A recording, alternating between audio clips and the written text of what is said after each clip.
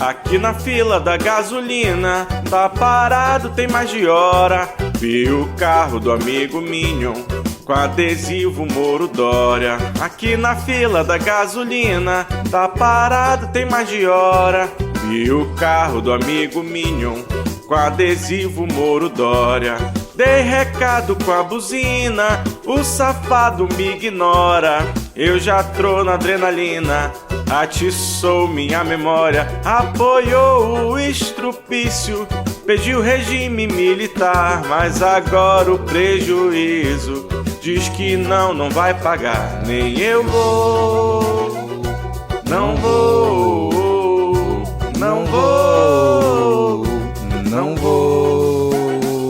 Diz eu só bem disparada, e o jumento na esplanada, passa o dia na fadiga. Lá na feira os preços tudo tão no nível do absurdo. Guedes rindo manda dica. Põe o iPhone na panela, joga o molho, morde a tela. Tá com fome, ele não crê. Dou alarme, ele cai fora. Eu pergunto, ele me olha. Foi o Lula e o PT. Tira Dilma, a gasolina vai ficar barata. Nem mamata, nem pibinho, o seu paraíso. Xinga a urna, faz arminha, grita, privatiza. Fiz de tudo e nada muda, meu amigo Minion. Tira Dilma, a gasolina vai ficar barata. Nem mamata, nem pibinho, o seu paraíso. Xinga a urna, faz arminha, grita, privatiza. Fiz de tudo e nada muda, meu amigo Minion.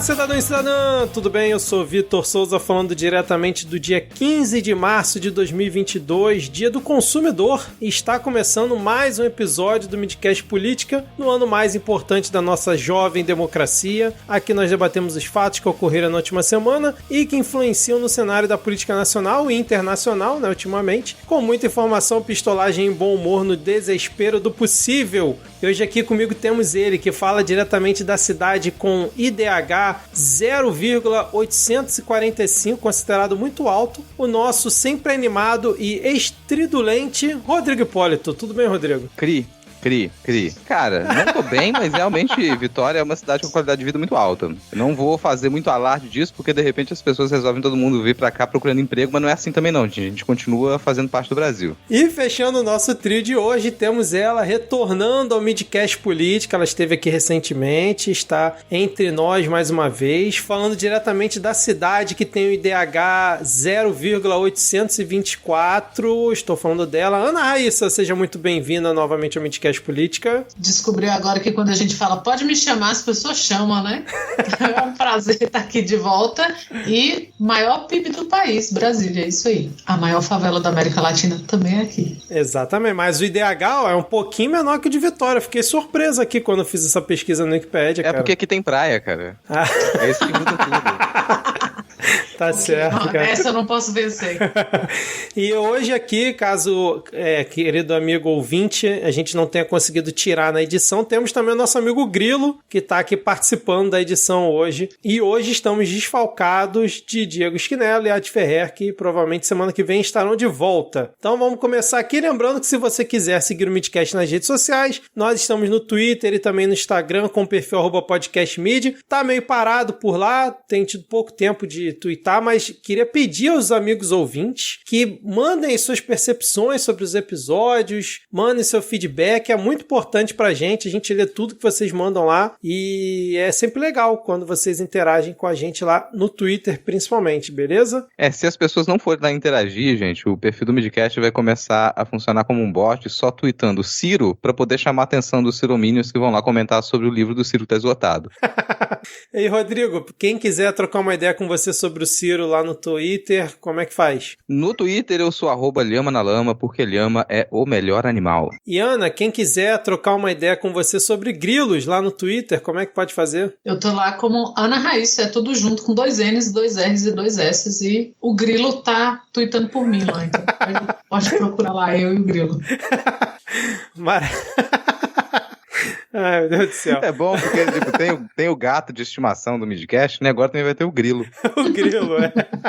Ai, bom, vamos lá. Agora, lembrando aqui, pro ouvinte que quiser apoiar o Midcast, que a gente sempre esquece de falar aqui, temos 2 formas de apoio, lá pelo PicPay ou pelo Apoia-se, ou pelo Padrim, padrim.com.br/Midcast ou picpay.me/Midcast. Você pode apoiar o nosso humilde podcast com 2 ou 5 reais, beleza? Agora, sem mais delongas, vamos iniciar o episódio com o bloco Notícias Bíblicas.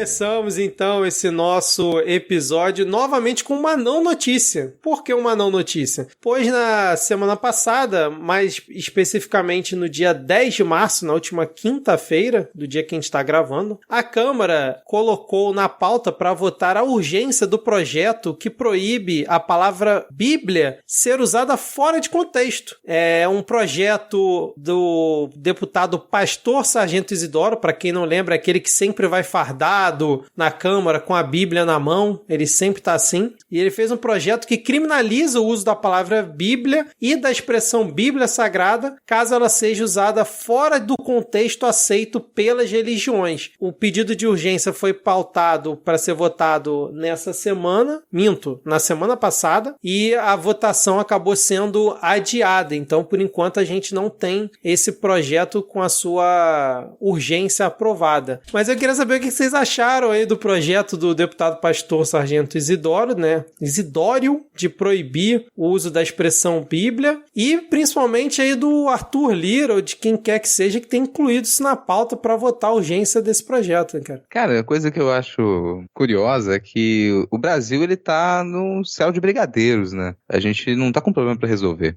Isso é fato, assim. Então tá super certo a gente ter criatividade na proposição de leis, porque se não há mais problemas, a gente tem que inventar alguns. Outra coisa que eu acho engraçada é que eu não me recordo, falando sério, eu não me recordo de nenhum exemplo em que a expressão Bíblia Sagrada tenha sido utilizada fora do contexto de fazer referência à Bíblia Sagrada. Exatamente, cara. E é até difícil. É porque, assim, você tem um contexto diferente para Deus, né? Você vai, meu Deus, sei lá, Sim. Jesus Cristo, Jesus de bicicleta. Agora, Bíblia? Não tem porquê. Mas o erro começa, se é que há um começo por esse prisma de erro nessa notícia, é deputado Pastor Sargento, já não pode, já não podia, já tá errado aí. Sabe, o cara, deputado Pastor Sargento, cara, não democracia, eu já fico assustada aí. Outra é que eu acho que esse mesmo doidão é um que falou que ia conversar com o Bolsonaro porque só um doido entende o outro. Acho que foi não esse era mesmo. ele. E assim, então é um prisma de erros terrível. O Arthur Lira ter aceitado, ter colocado isso em pauta também esse tipo de coisa tinha que bater na parede e voltar, não era nem para ser notícia, sabe? Quanto mais ser pauta, quanto mais qualquer coisa. Essa era a minha próxima pergunta para vocês. Por que vocês acham que essa questão virou notícia? Porque eu concordo com a Ana. Eu acho que isso aí não deveria nem ter sido noticiado. Por mais bizarro que seja isso entrar na pauta de votação de projeto de urgência, não deveria ter sido noticiado, né? Porque provavelmente ou ia depois sair de pauta, ou o pessoal ia rejeitar e ia ficar por isso mesmo, né, cara? Ele ia ficar falando sozinho lá, e foi ele mesmo, Ana, que falou: para conversar com um doido, só outro doido. Foi justamente ele que falou isso. Eu tenho uma ideia de que por que isso virou notícia. Porque uma das justificativas dele, ou a justificativa dele, é que a motivação era para que não houvesse, né, uma Bíblia gay no futuro. E tá aí, é para isso, é para a mídia, quem noticia isso, quem passa isso para frente, quer atiçar esse lado, quer isso, quer a turba gritando que, nossa, vão fazer uma Bíblia gay, e agora, fim dos tempos, fim da família tradicional, então eu acho que o dano era colateral e eles sabiam, assim, não era, o negócio ia cair. Então, mas quando você coloca na mesma frase Bíblia gay, cartilha gay, essas coisas, da Ibope. Eu acho que era por isso. Inclusive, foi a primeira vez que eu escutei falar em Bíblia gay. Foi exatamente na justificativa desse projeto. Eu nunca tinha ouvido falar, cara. Tipo uma madeira de piroca. Tipo, surgiu assim. Não, e se a galera, assim, se a galera alguém em algum momento pensou que provavelmente não é real, em fazer uma Bíblia gay, gente, por favor, criatividade, né? Tem 1 milhão de possibilidades pra você fazer ali um compilado de informações gays muito mais interessante, sabe? Faz, sei lá, um álbum ilustrado, o Pink Album. Logo uma Bíblia. Álbum, bom, cara. A Bíblia? Não, pelo amor de Deus. Mas você acha que aquela galera andando 40 anos no deserto não dá uma história? Fica aqui subliminar a mensagem. Vamos para o próximo. Vamos para o próximo tópico depois dessa jogada no ar aí, porque Ana e Rodrigo, a AGU, né, que é a Advocacia Geral da União, que é um órgão que defende o governo, defende ali o presidente, né, historicamente, ela funciona, né, como isso, mas ela resolveu rebater os argumentos, né, do relatório da CPI da Covid, que foi enviado ao STF, dizendo que não, Bolsonaro e Pazuello não praticaram o crime de charlatanismo. Não há base para que isso seja sustentado. Eu queria saber se vocês concordam com isso, mas olha só, a AGU, antes de vocês concordarem, eu vou falar aqui, ó, que tá na notícia. A AGU informou que fez uma, abre aspas, cuidadosa análise dos autos e de todos os seus documentos, fecha aspas, e que, abre aspas, nada restou identificado com habilidade para infirmar as conclusões, fecha aspas. Vocês concordam que, tipo, Pazuello e principalmente Bolsonaro teriam praticado charlatanismo? Eu acho que é um pouco de exagero também, né, cara? Talvez, porque, assim, eu não acho que eles tentaram enganar ninguém. Eles foram bem explícitos, desde o início. O objetivo era matar as pessoas. O objetivo era destruir o Estado brasileiro. Então, nesse sentido, realmente, eles não praticariam charlatanismo. Agora, se a gente fosse ao sentido realmente da palavra, aí sei lá, cara. Charlar é falar sem assunto. É não ter assunto, mas continuar falando, né? Quando a gente resolve aqui fazer um bate-papo no estilo daquele tipo de podcast de YouTube, e a gente, vamos ver o que vai ter, não tem pauta. A gente vai charlar. Então, a gente poderia ter o CharlataCast. E a gente falaria sobre coisas sem muito sentido ali, sem muita aderência com a realidade. Bom, não ter aderência com a realidade, eu acho que bate com o ministro e com o presidente. CharlataCast, caralho. Aliás, para mim, esse relatório da AGU tinha que vir com um dos anexos, tinha que ser aquela foto do Bolsonaro mostrando a caixa de cloroquina para imã, para ilustrar. Sim, né? Não tem nada a ver, assim. E eu tenho uma teoria, que é uma teoria de ofício, né? Eu sou revisora de texto e eu tenho para mim que quando a pessoa começa a usar palavras de muitas sílabas na frase, ela tá enrolando. E só esse trecho que o Vitor leu, meu Deus, você tem cuidadosa análise, documentos identificando habilidade, infirmar conclusões. Você já não sabe mais do que o cara tá falando. Ele só ligou o foda-se ali, põe palavras. Pôs a foto da Ema. Pra mim, se a frase ela passou de 2 linhas, acabou, cara. Tá tentando te enrolar. O que você quer dizer? Sherazade. A AGU é a Sherazade do governo federal. Ela tá ali, contando histórias infinitas pra gente se perder nessa narrativa maluca e deixar as coisas pra lá. Porque, né? Por que eu ia achar que Bozo ou Pazuello estariam envolvidos em alguma espécie de charlatanismo? Faltou só uma Malafaia nessa frase. A gente deu várias notícias aqui o ano passado de que a AGU estava fazendo um trabalho que não era da AGU. E o Ministério da Justiça também. O Ministério da Justiça está tentando fazer o trabalho da AGU, dessa vez realmente a AGU está fazendo o trabalho da AGU. No caso, defender o indefensável, mas ainda é o trabalho da AGU. Que é o advogado de porta de cadeia, né? Tipo, pega esse maluco aqui, eu não esperava nada diferente, né? Sabe o que eu queria? Para completar o roteiro, né, do final do governo Bolsonaro, que eles colocassem o ACEF na AGU. Imagina?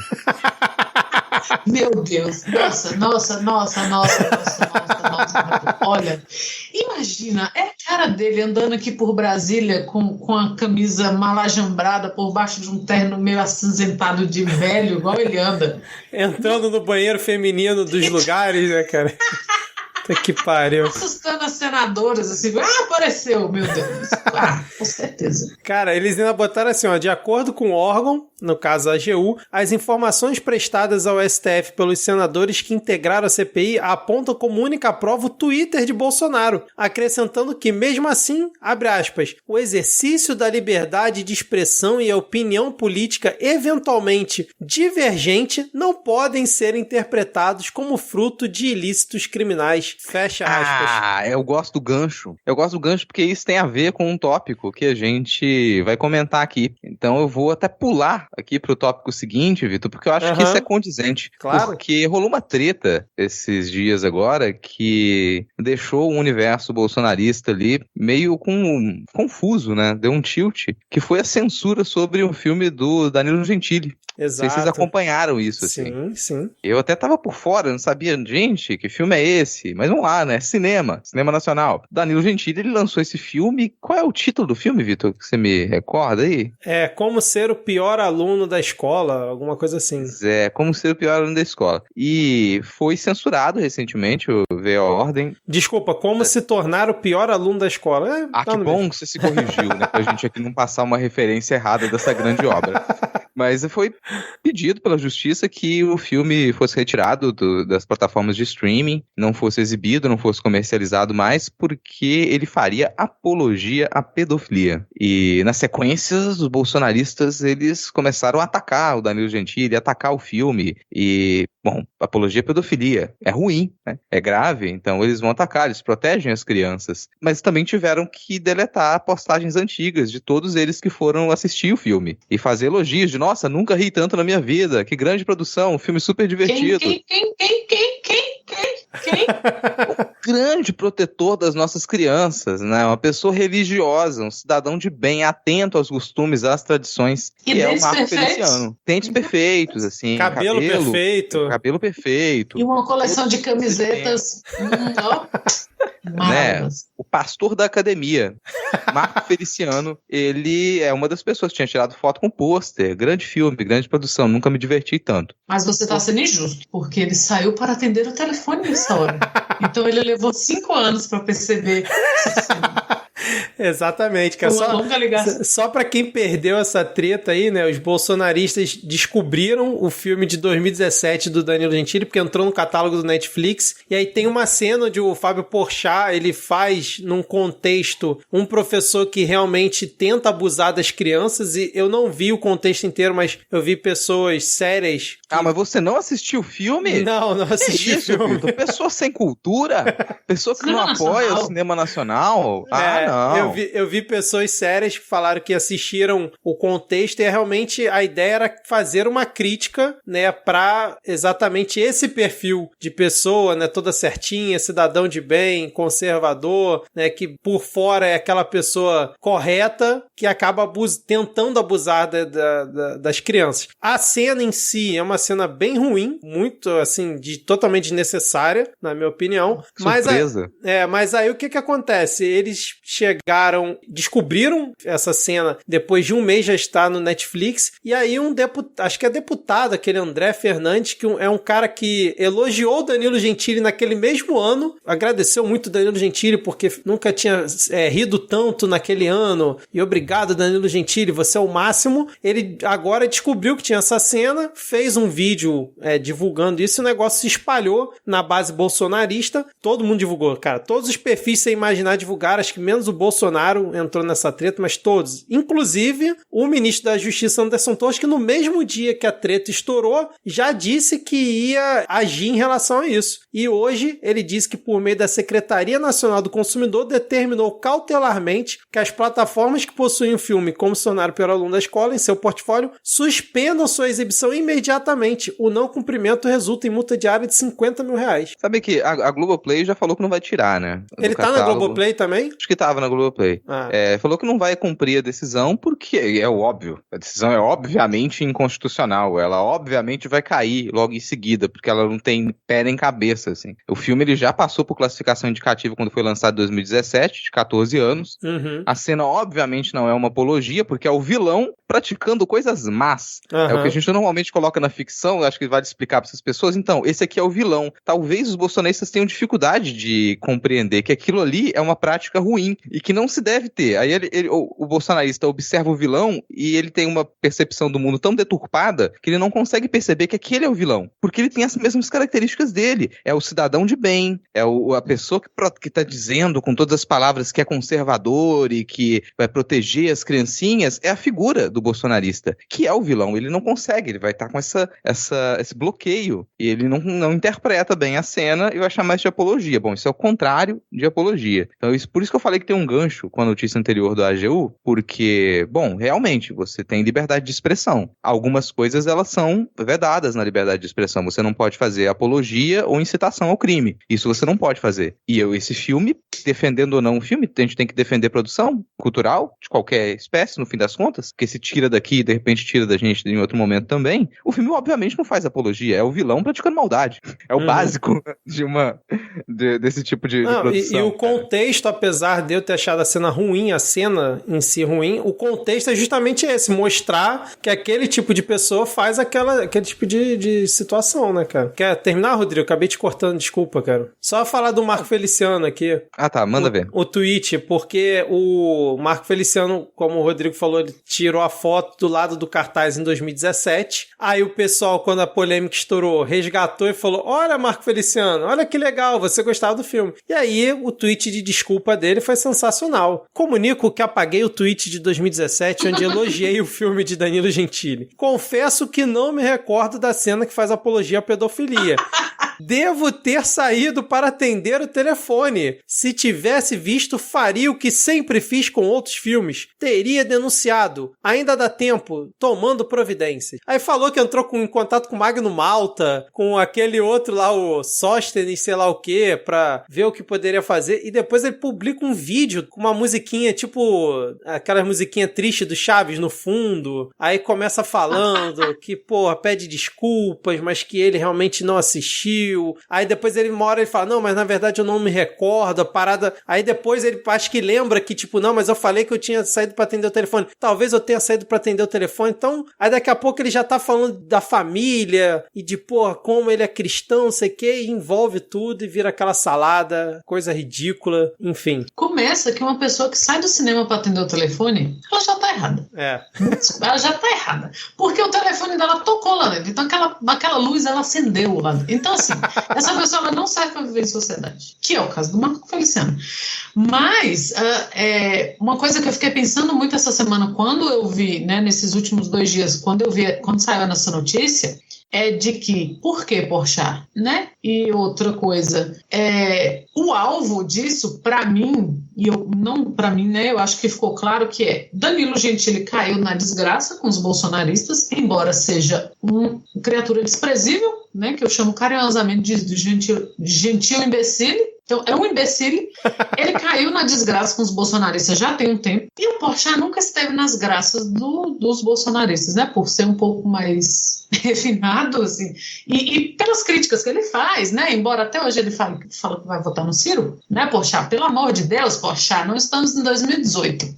Mas ele não é querido dessa galera. E isso me lembra o quê? QAnon nos Estados Unidos. Mais uma das teorias de conspiração deles. E qual é uma das estratégias do QAnon que confunde muita gente e que se torna uma cortina de fumaça bizarra? Acusar ressentimentos políticos ou adversários políticos de pedofilia. Então, assim, isso poderia ter sido só uma cena ruim de um filme péssimo, mas... no contexto, para quem que eles estão falando? Para as pessoas que agora estão naquela manada de achar o Porchat péssimo, de esquerda, comunista, o que quer que seja, e o imbecile que caiu em desgraça. Então, por que você acusa alguém de pedofilia? Porque é indefensável. Ninguém em sã consciência vai falar, não, mas veja bem, vamos analisar. Quando você fala em pedofilia, as pessoas elas já têm um asco instantâneo. Então, você evita a a acareação, sabe? Não, vamos parar para ver, vamos ver se... Ninguém quer acarear, ninguém quer se defrontar com uma acusação de pedofilia. Então você só larga para lá. E não me sai da cabeça que isso era um método, que isso foi feito com essa... Não foi para proteger as criancinhas, né? Rodrigo já falou aqui. É o cidadão de bem. Ele não tá para defender a família, para defender as criancinhas, para defender moral, para defender nada. Então, nada me tira da cabeça que o objetivo é esse. Vamos, né, manchar essa imagem e todo mundo, porque se isso alcança um nível incontrolável, vamos dizer assim, todo mundo que tenha feito ou elogiado ou tido o mínimo de contato com Porchat, que é uma figura dita de esquerda, já vai ficar naquele, né, cheio de dedos, 8 braços, como é que eu vou falar com Porchat ou do Porchat agora?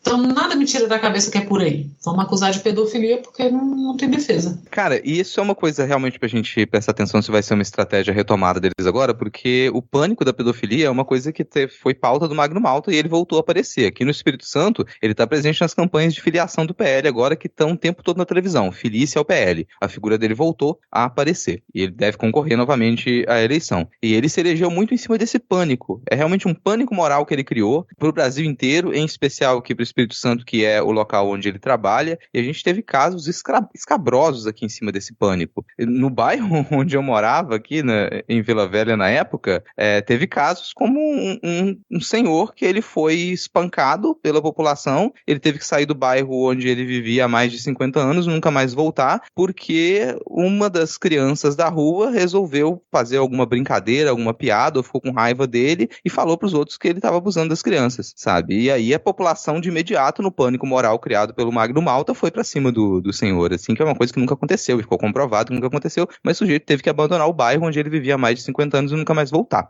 Então isso é um exemplo. Pânico moral nunca funciona para nada. E a gente ainda tem um terreno fértil, bastante cultivado para isso nos últimos anos, que é a tentativa de minar qualquer discurso que ele toque em sexualidade. É esse mesmo sistema utilizado para dizer que não se pode ter educação sexual nas escolas porque seria apologia ao sexo. Praticamente falar de sexo de qualquer maneira seria apologia ao sexo. Então falar de qualquer coisa se torna apologia para esse pessoal, qualquer coisa que sirva como pauta para eles. Você não pode falar para aquilo. Desde 2016 a gente tem um movimento muito forte de censura nas artes que tem conseguido resultados. Você tem implementado leis de censura Brasil afora, municipais, estaduais, leis que dizem, por exemplo, que é proibida a exibição de qualquer imagem de nudez em exposições de arte. Caiu em alguns lugares, em outros lugares não caiu, e é até uma proposta federal que colocava como única exceção a nudez de indígenas, porque não estavam sendo considerados como seres humanos daquela lei, assim. Então você uma cebola de erros, assim, uma cebola de erros e preconceitos. E a gente tem esse terreno forte. Se você volta com esse pânico moral agora, com essas estratégias do QAnon, a gente está completamente ferrado, porque isso aí domina a mídia, domina a discussão e tem capacidade de tirar de foco outros debates, outras pautas que elas são interessantes no momento de campanha eleitoral, como inflação, como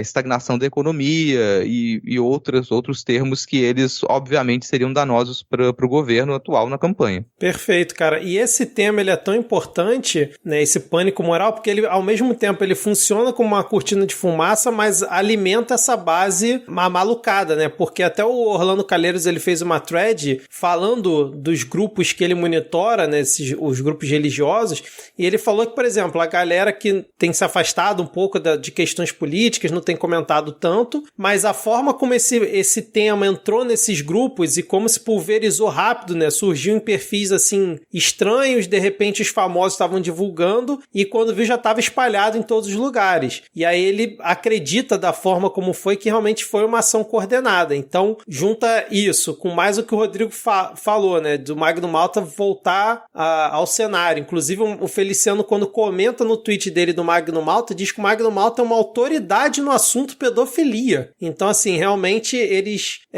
acho que tá ficando cada vez mais claro a cada semana como eles vão voltar forte com essa questão dessas pautas morais. Eu acho que até mais do que foi em 2018, né? Justamente para, ao mesmo tempo que você consegue amarrar esse grupo ideológico e tem medo disso junto de você esconde as outras pautas, como muito bem o Rodrigo disse, cara. Então, assim... Cara, o movimento que o Magno Malta criou na época era o Todos contra a Pedofilia, não sei se vocês lembram. Não. O nome do movimento era Todos contra a Pedofilia, e eu me lembro de uma cena dele dando uma entrevista no Jô Soares. Ele foi dar uma entrevista no Jô Soares com a camisa do Todos contra a Pedofilia, e o Jô Soares perguntou pra ele, mas vem cá, esse nome do movimento aí, Todos contra a Pedofilia, mas alguém é a favor? E aí o que ele respondeu, tu lembra? Ele tergiversou, né, cara? Escapou ali, mas essa é a lógica. Bom, o título ele não faz sentido, como a Ana falou, obviamente ninguém vai ser a favor disso, mas você estabelece um princípio de que, eu tô nesse grupo, porque eu também vou ser contra a pedofilia, como se alguém tivesse a favor. Não, e aí você tenta colar a pecha na esquerda, né? Vários e vários tweets e demonstrações contra o Danilo Gentili foram, ao mesmo tempo, metendo pau no Danilo Gentili, né? Que é vamos dizer assim, um ex-bolsonarista, entre aspas, e criticando a esquerda, falando que a esquerda apoia, como o Rodrigo falou, ninguém apoia isso. E acho que, como a Ana falou, o uso do Porchat, porque no início, quando começou a avalanche do assunto, era só o Porchat que eles estavam criticando. Depois a coisa desmembrou e também pegou o Danilo Gentili, mas o Porchat foi a Blitzkrieg, quando eles fizeram, foi em cima do Porchat. Então, já cola aquela imagem, né? Tanto que os prints, as coisas que eles divulgaram, imagens do filme, é a cara do Porchat como professor na cena. Então, ele realmente já cola aquilo ali e vai ficar marcado, né? Já fica marcado na cara do Porchat. Imagina se o Porchat, por exemplo, aparece daqui a um tempo na campanha do Lula. Na mesma hora vão associar e vão voltar a esse tema, né, cara? Então, complicado demais, cara. Eu queria fazer Porchat continua votando no Ciro. Porchat continua. Porchat, por favor. Estamos em 2018. Eu queria fazer um breve parêntese aqui, já que estamos em ano de eleição, que é uma coisa que me marcou muito sobre o caríssimo Todos contra a Pedofilia, que foi uma matéria grande do Intercept, se eu não me engano. Provavelmente foi da Intercept, com o Magno Malta, logo após a formação de ministério do Bozo, que era o Magno Malta choramingando durante o voo para o jornalista de que, poxa, eu achei que ia ganhar um ministério. É imperdível, por favor, vamos atrás disso. Assim. Ele choramingou o voo inteiro porque ele achou que ele ia ser ministro e ele foi escanteado, sabe? Que é o lugar dele, né? E ele devia estar muito mais escanteado hoje em dia. E voltou, né, cara? Isso que é o mais impressionante. Voltou, tá no palanque com o Bolsonaro, aparecendo na TV, como o Rodrigo falou. Zero brios, não tem brilho. Que inferno. Bom, mas vamos falar então agora sobre alguém que tá sempre aparecendo nas viagens do papai, que é o nosso querido Carluxo, né? Que esteve na viagem lá na Rússia, que a gente comentou aqui.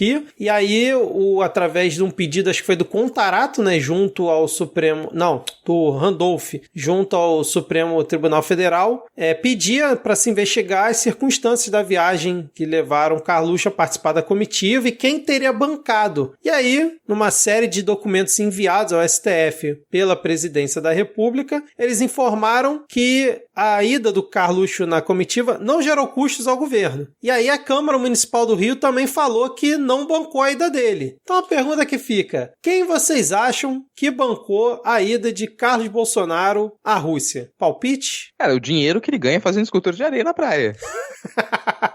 Não tem outra resposta. O vereador federal, né? É isso.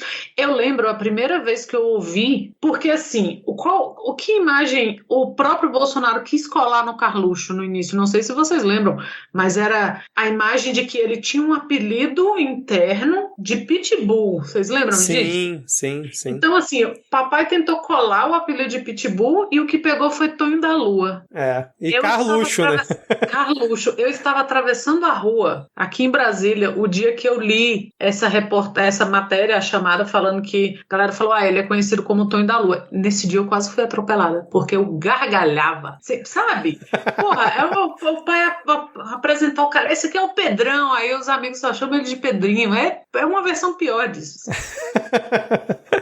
Agora, né? Pra quem vive em vivendas da Barra, qualquer um pode ter pagado essa viagem, se é que vocês me entendem. Sim, com certeza, cara, com certeza. E assim, se fosse pra levar a sério, que não dá pra levar a sério, porque se ele continua com o cargo dele, é porque é impossível ele perder o cargo realmente. Se a gente fosse colocar na ponta da caneta os horários de trabalho do Carlos Bolsonaro e onde ele estava e o que ele fazia durante os seus horários de trabalho, ele já teria perdido o cargo. Porque aquilo ali não bate ponto, cara. Bom, o próximo tópico aqui é o MBL, MBL, cara. MBL cada vez mais virando pó, porque agora o Ministério Público Federal tá analisando suspeita de evasão de divisas praticada pelo Mamãe Falei e pelo Renan dos Santos, com aquela vaquinha que eles fizeram para ajudar a missão deles lá na Ucrânia / Eslováquia, né, que eles teriam transferido o valor para fora do país via Pix, né, e aí a forma como eles fizeram não poderia ter sido realizada, né, já que eles estavam no exterior. E também saiu a notícia de que o Renan Santos, o coordenador do MBL, ele tem dívidas de 6 milhões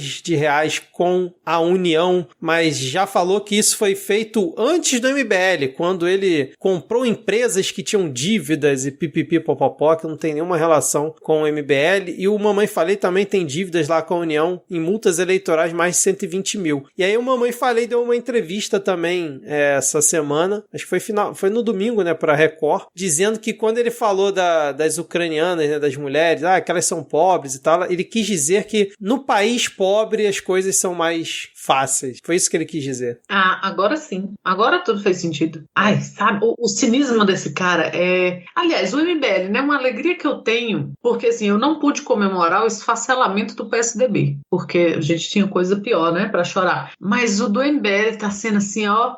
Um gostinho, que sabor, viu? Porque eles vão cair ao vivo, na cara de todo mundo. Assim.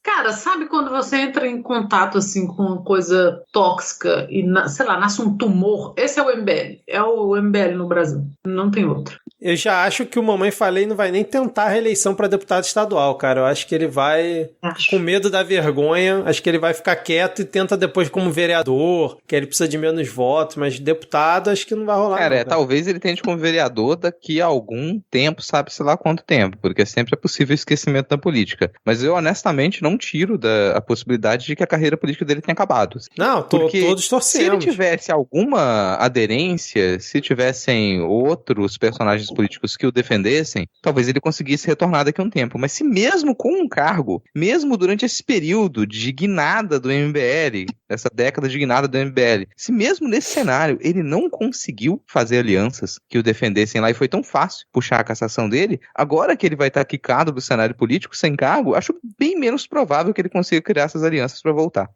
E lembrando que o Conselho de Ética da Alesp já deu início à tramitação do processo contra ele por quebra de decoro e o colegiado aceitou as 21 representações que tinham contra ele, aceitaram todas. Tu vê o nível, cara. E aí foram todos transformados, né, em um único processo disciplinar, mas as 21 representações estão todas lá. Agora é acompanhar como é que vai ser, né? Quanto tempo vai levar a cassação? Porque acho que isso aí já é quase certo que vai acontecer, né? Bom, vamos seguir então.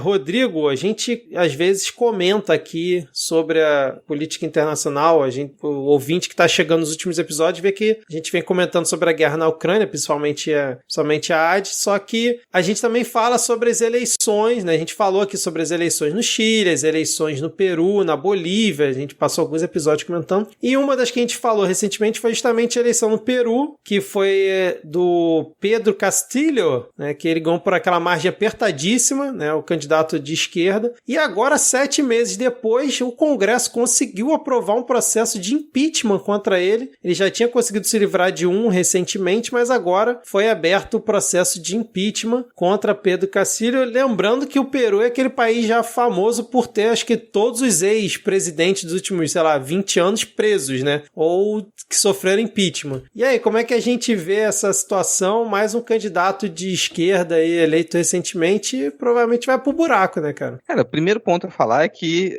a gente não é especialista... Claro. A gente não entende as filigranas do cenário político peruano. Mas dá pra comentar a dificuldade que vai ser a vida de qualquer governo de esquerda que ele se eleja na América Latina, sabe-se lá por quanto tempo, assim. Pode ser que dentro do governo do Pedro Castillo, nesses poucos meses, ele tenha se envolvido em processos de corrupção, ele tenha superfaturado obras, feito jogo de influências? Pode ser. Eu não pesquisei isso profundamente, não sei. Agora, o que é descarado é que você abrir um processo de impeachment com a acusação de incapacidade moral é um pouco vago, que é essa acusação do processo de impeachment. Tentaram abrir esse processo de impeachment há algum tempo e não conseguiram, que é com essa mesma acusação, incapacidade moral. O que seria incapacidade moral? Basicamente ele ser de esquerda, é isso. Desde que esse processo ele foi recusado, as tentativas continuaram e diversas acusações sobre corrupção em obras, jogo de influências foram feitas. E a popularidade dele caiu. A economia também entrou em dificuldade, como na maioria dos lugares. E a popularidade dele hoje está baixíssima, está em 20 e poucos %. Então ele não tem o povo, ele não tem o parlamento, ele tem o quê? Nada. Ele não tem quem o defenda nesse momento. Quem realmente aprovou esse processo de impeachment é a maioria parlamentar conservadora.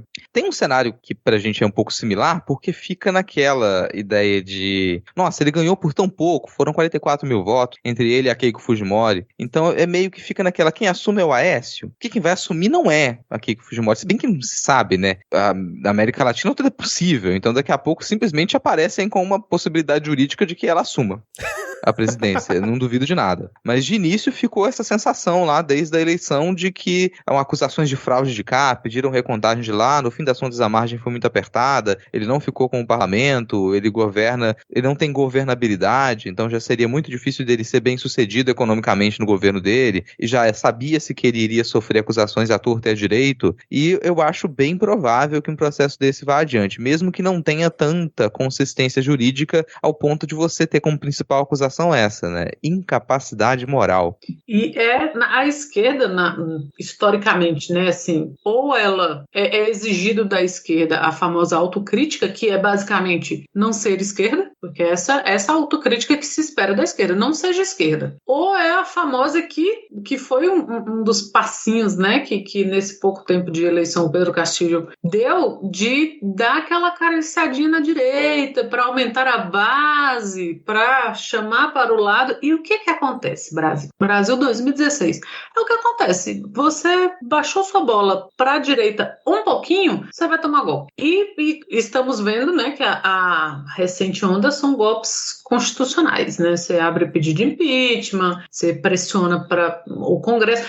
E a importância de se ter um Senado, uma Câmara ou qualquer que seja a organização que seja parecida nos países, que acompanhe, porque não adianta você ter um presidente de esquerda, se os seus deputados são, sabe, a escória, se os seus senadores são a escória. Isso vai acontecer. Infelizmente, assim, a gente tem que estar preparado para esse tipo de coisa, sabe? A Dilma, antes de tomar golpe, a Dilma ficou 2 anos tentando tudo e as coisas não aconteciam. E aí era colar de tomate da Ana Maria Braga, era manifestação de o dólar tá caro, e adesivo em carro, e tem que emparelhar o preço do petróleo ao dólar e tal. Que, né, estamos super felizes com isso agora. Mas, cara, a esquerda, enquanto a esquerda cair no conto do precisamos baixar a bola um pouquinho pra direita pra gente ter governabilidade, vai mostrar a bunda. Não tem outra. E assim, o Peru é um dos países da América Latina com a política mais conturbada, é realmente instável.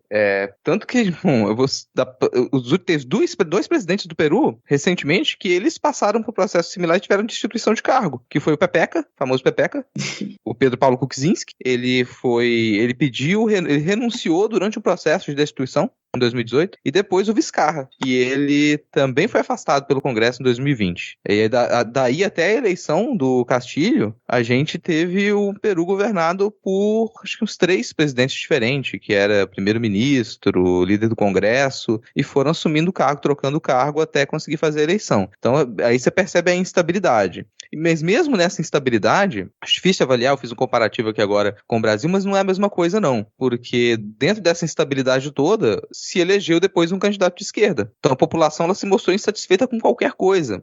É uma completa desilusão da política. O risco é, quando você tem uma completa desilusão com a política, quem ganha é a antipolítica. Então para chegar a qualquer candidato com uma solução miraculosa e ele se eleger para enganar a população é muito fácil. Exatamente, cara. Exatamente. Mas vamos então aqui seguir para outro país, que é o nosso querido Chile, que recentemente elegeu o Boric, ou Boric, tweet, já vi muita falar em tudo quanto é jeito. Ele assumiu, né, tomou posse essa semana, inclusive o Mourão esteve lá se reunindo com ele, né, representando o governo brasileiro, já que o Bolsonaro devia estar, sei lá, andando de jet ski ou fazendo uma motociata, coisa muito mais importante do que ir na posse de um país aqui, parceiro político da região, né? E, inclusive, uma repórter, acho que da CNN, perguntou, né, pro Boric o que ele achava do Bolsonaro, como é que era a relação, e ele foi claro, ele falou, ó, que tem minhas diferenças com o Bolsonaro, principalmente na questão aí do que ele pensa sobre o mundo, vamos dizer assim, tô fazendo um resumo aqui, tá, gente? Mas que ele respeita o que o povo brasileiro escolheu e que vai escolher mais pra frente, né? Mas que ele também já declarou que deseja sucesso pro Lula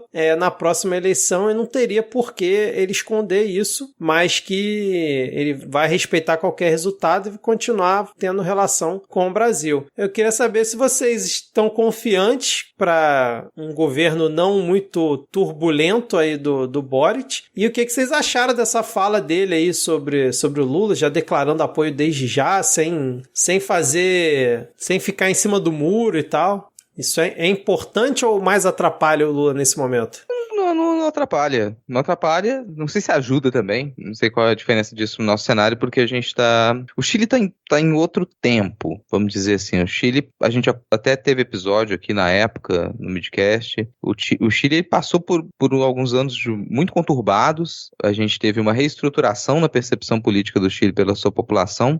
Então, desde lá a gente teve uma constituinte. O Chile está em processo de entender a sua nova constituição. Enfim, abandonando uma herança maldita da Constituição pinochetista, a percepção de que aquele longo período de neoliberalismo extremo deixou marcas muito nefastas e que depois disso a tentativa de manutenção dessa política durante tantos anos também não surtiu efeito, não é algo que se apague tão facilmente. Acredito que mesmo a direita no Chile, ela não deseja um retorno ao mesmo tipo de distúrbio que a gente teve na política nesses últimos anos. Ninguém lá ganharia com isso. Então, posso querer ser otimista, mas talvez a gente tenha uma perspectiva de que o Boric ele consiga governar sem ter o nível de dificuldade que a gente acabou de comentar com o Peru, por exemplo. Mas isso é querer ser otimista. É claro que as forças antagônicas ali, os atritos, eles continuam muito fortes e tem questões próprias do universo chileno que a gente nem toca, assim. Disputas que vão desde disputa territorial até disputas de pautas morais que pra gente elas são um pouco distantes. A gente não toca naquilo. Mas, pelo menos nesse cenário festivo, a perspectiva é de que, bom, talvez ele consiga ter mais governabilidade, consiga se manter. E eu confio muito numa figura importantíssima para o cenário da política do Chile nesse momento, que é Brownie Boric, o primeiro cachorro da presidência. Porque se você coloca uma fotografia do Brownie em qualquer tipo de reunião, acabou, cara. As pessoas, elas quedam assim. Aí eu não vou discutir com esse presidente. Olha esse cachorro. Por favor, gente. Olha uma foto do Brownie Boric. Você precisa de mais alguma coisa para poder defender aquele governo? E ele ganhou Charmander? Foi quem? Do primeiro-ministro japonês? Squirrel. O Squirrel. Sabe, por favor, a gente precisava de um presidente pop na América Latina. Já que, né, na nossa época foi o Lula, que era o cara mais pop. Agora temos um jovem, temos um millennial.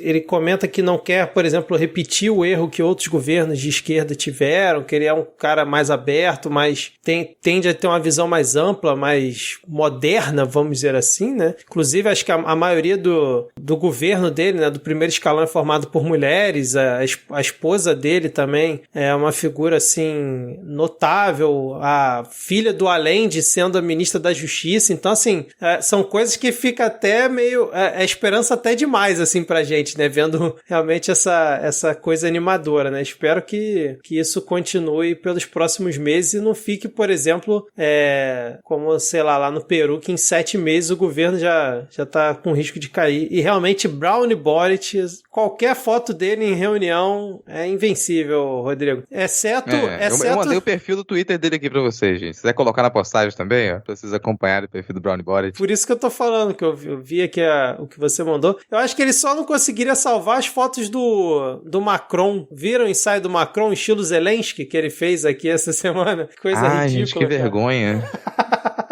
Ai, meu Deus. Que vergonha alheia, cara. Depois procurem aí no Twitter, Macron, Zelensky, ensaio fotográfico, deve vir as Isso fotos. só reforça o que o Rodrigo falou, que o Chile está no futuro. Exatamente. Porque, olha, você coloca o Brownie de um lado e você coloca as fotos do Macron de outro.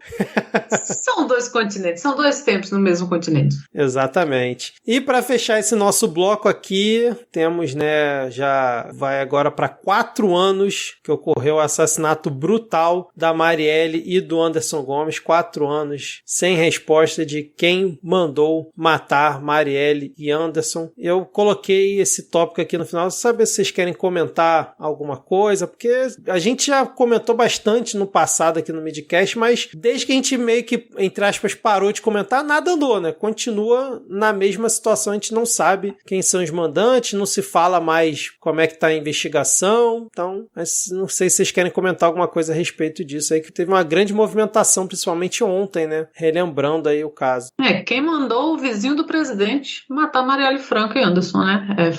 Eu lembro que foi assim, eu lembro do choque, acho que todo mundo lembra do choque que foi, e eu lembro do choque que foi da gente não conhecer, né, fora do Rio de Janeiro, tanto a Marielle. E uma discussão que surgiu na minha timeline e que eu me apeguei muito a ela, e que é o que eu penso muito nela até hoje, é que tipo de coisas a gente está alimentando quando a gente deixa o Bolsonaro entrar na nossa cozinha, mesmo antes, né, de ser eleito, infelizmente eleito, e uma mulher como a Marielle só apareceu para 90% do país depois de assassinada brutalmente, né? E o que a gente está fazendo a respeito, assim, falando pessoalmente, né, para quem que a gente dá voz, quem que a gente segue, quem que a gente vê que tá... Porque é muito fácil você falar que político nenhum presta, que o Brasil tá no buraco, que tá, mas que assim, como se todos fossem uma massa, mas quantas Marielles a gente não tem, né, que estão tentando fazer alguma coisa no nível básico e fazendo a diferença ao ponto de incomodar tanto como a Marielle incomodou, né? Então, eu acho que é sempre uma lamentação você ver que não caminhou, e sabemos por que não caminhou, assim, não caminhou porque não querem que caminhe as investigações, não querem que a gente descubra, que se coloque, né, às claras quem mandou matar, que ligações esse cara tinha, né? É aquele tanto de arma em Vivendas da Barra, porque não é coincidência, não era só um vizinho fortuito, não sei, sim, acho que ninguém tem dúvida disso, que não era, né, os filhos do presidente eram, principalmente o outro lá, né, que era um inimigo declarado dela na Câmara de Vereadores, de bater boca e ser amigo de miliciano, então assim, que pra mim é o pior dos filhos, então tá assim porque não querem que caminhe, né. Pra mim não tem mais dúvida depois de todo esse tempo de que o mando do assassinato da Marielle e do Anderson, ele envolve figuras do nosso atual alto escalão político, porque se assim não fosse, a gente já teria a resolução desse caso. Convenhamos, gente, há 4 anos do caso, você já prendeu as pessoas que executaram os assassinatos, as pessoas que executaram os assassinatos estão presas, e não é de hoje, faz muito tempo, e você não consegue descobrir quem mandou matar? Não faz o menor sentido. A quantidade de vezes que se trocou delegado do caso também, sempre que você tinha alguma movimentação, algum avanço, acontecia alguma coisa, você trocava delegado, complicava o caso, que permanece num total sigilo, ninguém sabe das informações, e o único comentário que eles fazem para a imprensa, quando se tem algum tipo de questionamento, não se pode falar nada porque está em segredo. O sigilo tem que ser mantido para a investigação que nunca anda. Para mim isso não tenho dúvida, assim, de que envolve essas figuras do alto escalão da política atualmente. Para ser bem específico, pessoas da extrema-direita ligadas com milícia que hoje comandam o país. Elas têm alguma ligação com isso, sabe-se lá qual seja, e seguram esse caso.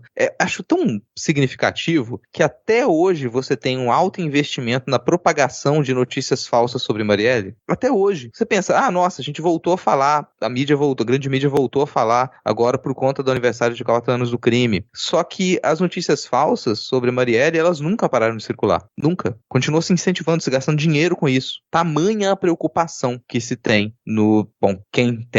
quem tem o poder para poder fazer isso hoje, para mobilizar uma rede de mentiras para continuar a insistir em sujar a imagem de uma política de tal importância e que toma uma importância cada vez maior, cada vez mais extensa após a sua morte, se torna esse símbolo, né? Para mim, no momento em que você descobrir, que você revelar quem mandou matar a Marielle, a gente tem aí um marco na política nacional. Vai ser inevitável que você, ao dar nome para os bois que estavam envolvidos nisso, você tenha que tomar certas atitudes e que a gente tenha um giro em alguns pontos ali, algumas figuras elas sejam quicadas da política, a carreira delas se interrompa, e você tem que abrir outras linhas de investigação e responsabilizar pessoas que hoje, principalmente no Rio de Janeiro, elas detêm grande poder, dentro e fora da política, que estão envolvidas diretamente com as milícias. Inclusive o MBL. O MBL foi um dos grupos que se apressaram a fazer fake news a respeito da Marielle, assim, que ainda rolam, que ainda estão rodando e que eles nunca voltaram atrás. Tem gente que monitora esses grupos e fala que as fake news já surgiram antes da notícia mesmo ganhar o noticiário, né? Da morte ter ganho o noticiário. Então, assim, é uma coisa, no mínimo, intrigante, né, cara? E aí, o G1 até listou algumas coisas que estão sem resposta ainda, né? Que é, tipo, quem mandou matar Marielle, por que Marielle foi morta, o crime teve motivação política, onde está a arma do crime, por que demora para concluir o caso, quais são os próximos passos da investigação e existe um prazo para a conclusão do caso? E aí, dentre essas perguntas, né, por exemplo, o crime teve motivação política. Eles detalham aqui que Domingos Brazão é conselheiro afastado do Tribunal de Contas do Estado. Ele é um dos nomes citados durante a apuração. Em 2019, a Procuradoria-Geral da República apresentou denúncia contra ele, que foi acusado de obstruir as investigações do caso da Marielle. Quase um ano depois, o Supremo Tribunal de Justiça mandou o processo para o Tribunal de Justiça do Rio, onde está sob sigilo. E aí o Henrique Damasceno, diretor do Departamento de Homicídios, disse: não se trata de questão política na ótica da polícia. Nós encaramos como um crime seríssimo, um crime absolutamente covarde, em que 2 pessoas perderam a vida. O que existe é um caso complexo. E aí, na resposta para a pergunta, existe um prazo para a conclusão do caso? O mesmo Damasceno disse: a investigação tem um tempo próprio. São as provas que serão coletadas no decorrer das investigações e os resultados delas que determinarão quando as conclusões virão. Nada mais genérico do que isso, né, cara? Enfim. Então fica aqui o registro, 4 anos sem Marielle, 4 anos desse crime brutal contra a Marielle e o Anderson. Vamos seguir então? Vamos agora para qual bloco, Rodrigo? Dilma, devolve minha gasolina a R$ 1,99.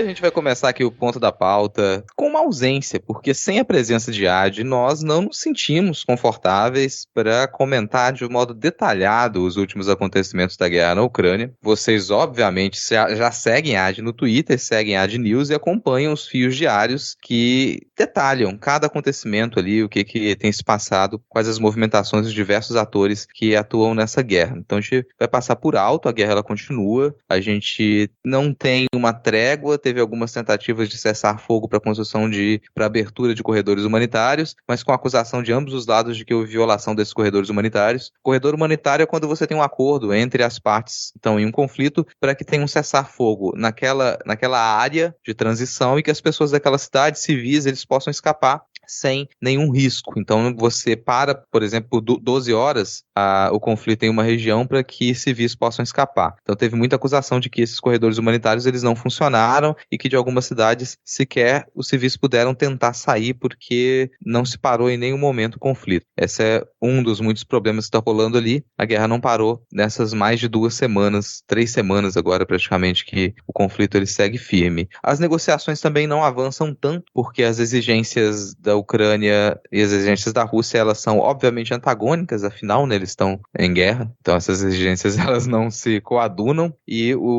já teve lideranças de outros países da região, países fronteiriços também, que já se dispuseram a fazer alguns encontros, já tiveram presencialmente para alguns encontros, mas não houve nenhum avanço. O máximo que a gente tem dessas negociações é o compromisso de voltar a se encontrar para conversar. Aí no meio disso tudo, a gente tem brasileiro que resolve pagar de Van Damme, se ela está na legião estrangeira, e guerrear, porque é um sniper, treinou muito tiro no Counter-Strike e achou que vou pra guerra, só que ao chegar na guerra, o sujeito descobriu que quando você atira, eles atiram de volta. Não, e ele ainda ativava a localização nas fotos que ele postava, né, cara? Pra dizer onde é que ele tava. Ai, caralho, surreal, cara. É o gameplay, cara. Porque se você tá fazendo um gameplay, uma live, só live de gameplay, de dentro do jogo, você não vai ativar a localização para seus seguidores poderem compartilhar, acessar. De repente ele tava até fazendo uma live na Twitch e a gente não acompanhou, não tava sabendo.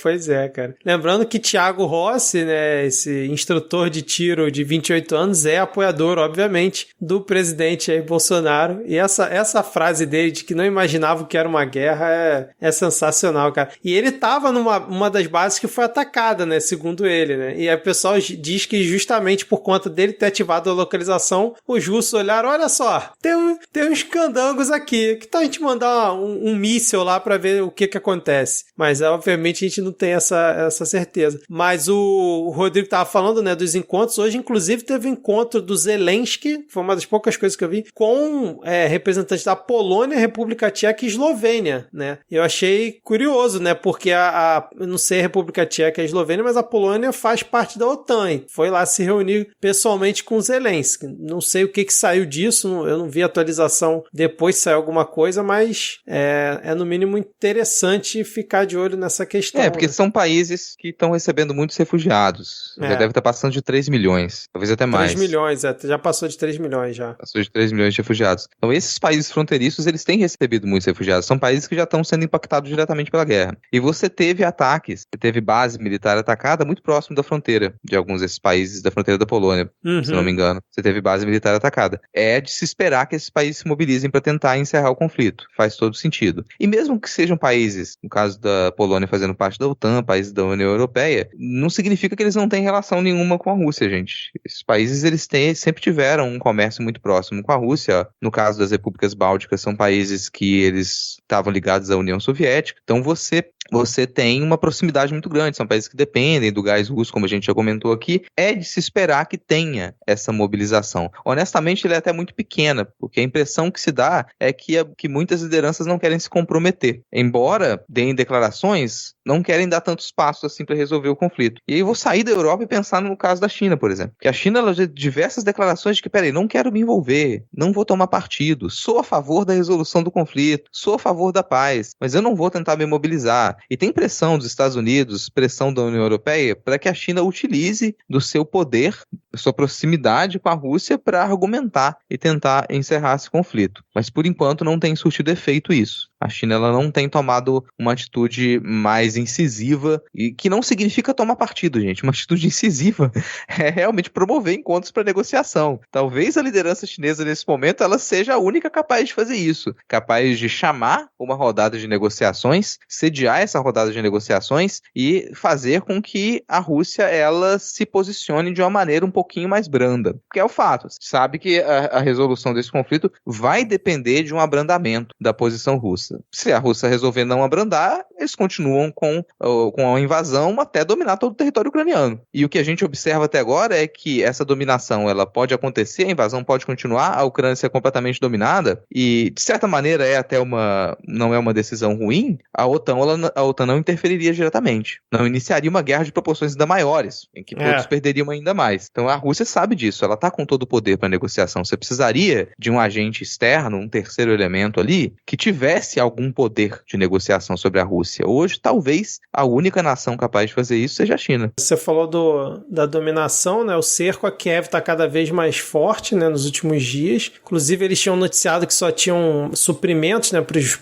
para uma semana. E, ao que parece, a estratégia da Rússia está sendo justamente essa, né, de ir cercando para minar que suprimentos cheguem para poder vencer mais pelo cansaço do que jogar bomba. Eu estava até escutando no Petit Jornal que, segundo o Kremlin, essa é a estratégia. Eles não querem ganhar tacando bomba em lugares civis, não. Eles querem realmente só fazer o cerco e aos poucos ir dominando. Mas de vez em quando eles acertam um míssil num prédio residencial, numa coisa assim, aleatória, né? Sem querer. Mas aí eu tava vendo aqui na thread de Ad Ferrer, que é aquela jornalista jornalista que entrou com cartaz atrás do apresentador no canal russo, ela se apresentou ao juiz, né? Foi interrogada pelos policiais, foi proibido acesso aos advogados. E aí os procuradores russos pediram 13 anos de cadeia para ela, mas ela foi sentenciada a pagar 30 mil rublos por ter entrado com cartaz pedindo para que parassem a guerra. E é uma outra coisa curiosa até aqui na thread que a Adi fez, que aparentemente a Rússia sancionou o pai do presidente dos Estados Unidos, Joe Biden, porque eles botaram na sanção que era pro Joseph Robinette Biden e esqueceram do Júnior, porque o nome do Biden tem o Júnior, então teoricamente eles sancionaram o pai do Biden, que já tá morto há 20 anos, pela falta do Júnior no nome. Ana, você quer comentar alguma coisa sobre essa questão da guerra na Ucrânia? Inicialmente eu fiquei muito chocada do Biden ainda ter pai, até eu terminar de ler a notícia, porque não, assim, concordo com vocês, concordo que a Adi tá falando muito melhor e diariamente no Twitter. O Petit Jornal tem feito também uma cobertura, e assim, muito me impressionou a China não tomar a frente disso, né? Porque o medo é que os Estados Unidos resolvam intervir, né? Acho que é o medo de todo mundo, assim. E não tem lugar que você vá, assim, papo de elevador. Terceira Guerra Mundial, as pessoas já estão usando esse termo. Papo de Uber, Terceira Guerra Mundial, o Putin é doido, essas coisas todas. Mas assim, estamos literalmente espectadores. Tentar acompanhar minimamente, mas não muito também, né? Porque já temos o Brasil para dar conta. Mas terrível, e assim, concordo com o que o Rodrigo falou. Se tem alguém que pode fazer essa mediação de uma forma mais incisiva, é a China. E a China até agora tem escolhido não se comprometer, né? Vamos ver o que nos espera. Agora perguntar pra vocês, assim, eu fui à feira no último sábado e eu notei que a guerra chegou à feira. A guerra chegou à feira de vocês também? Chegou não só na feira, como no posto de gasolina também, Rodrigo. Não sei se chegou aí também, cara. Não, eu achei engraçadíssimo.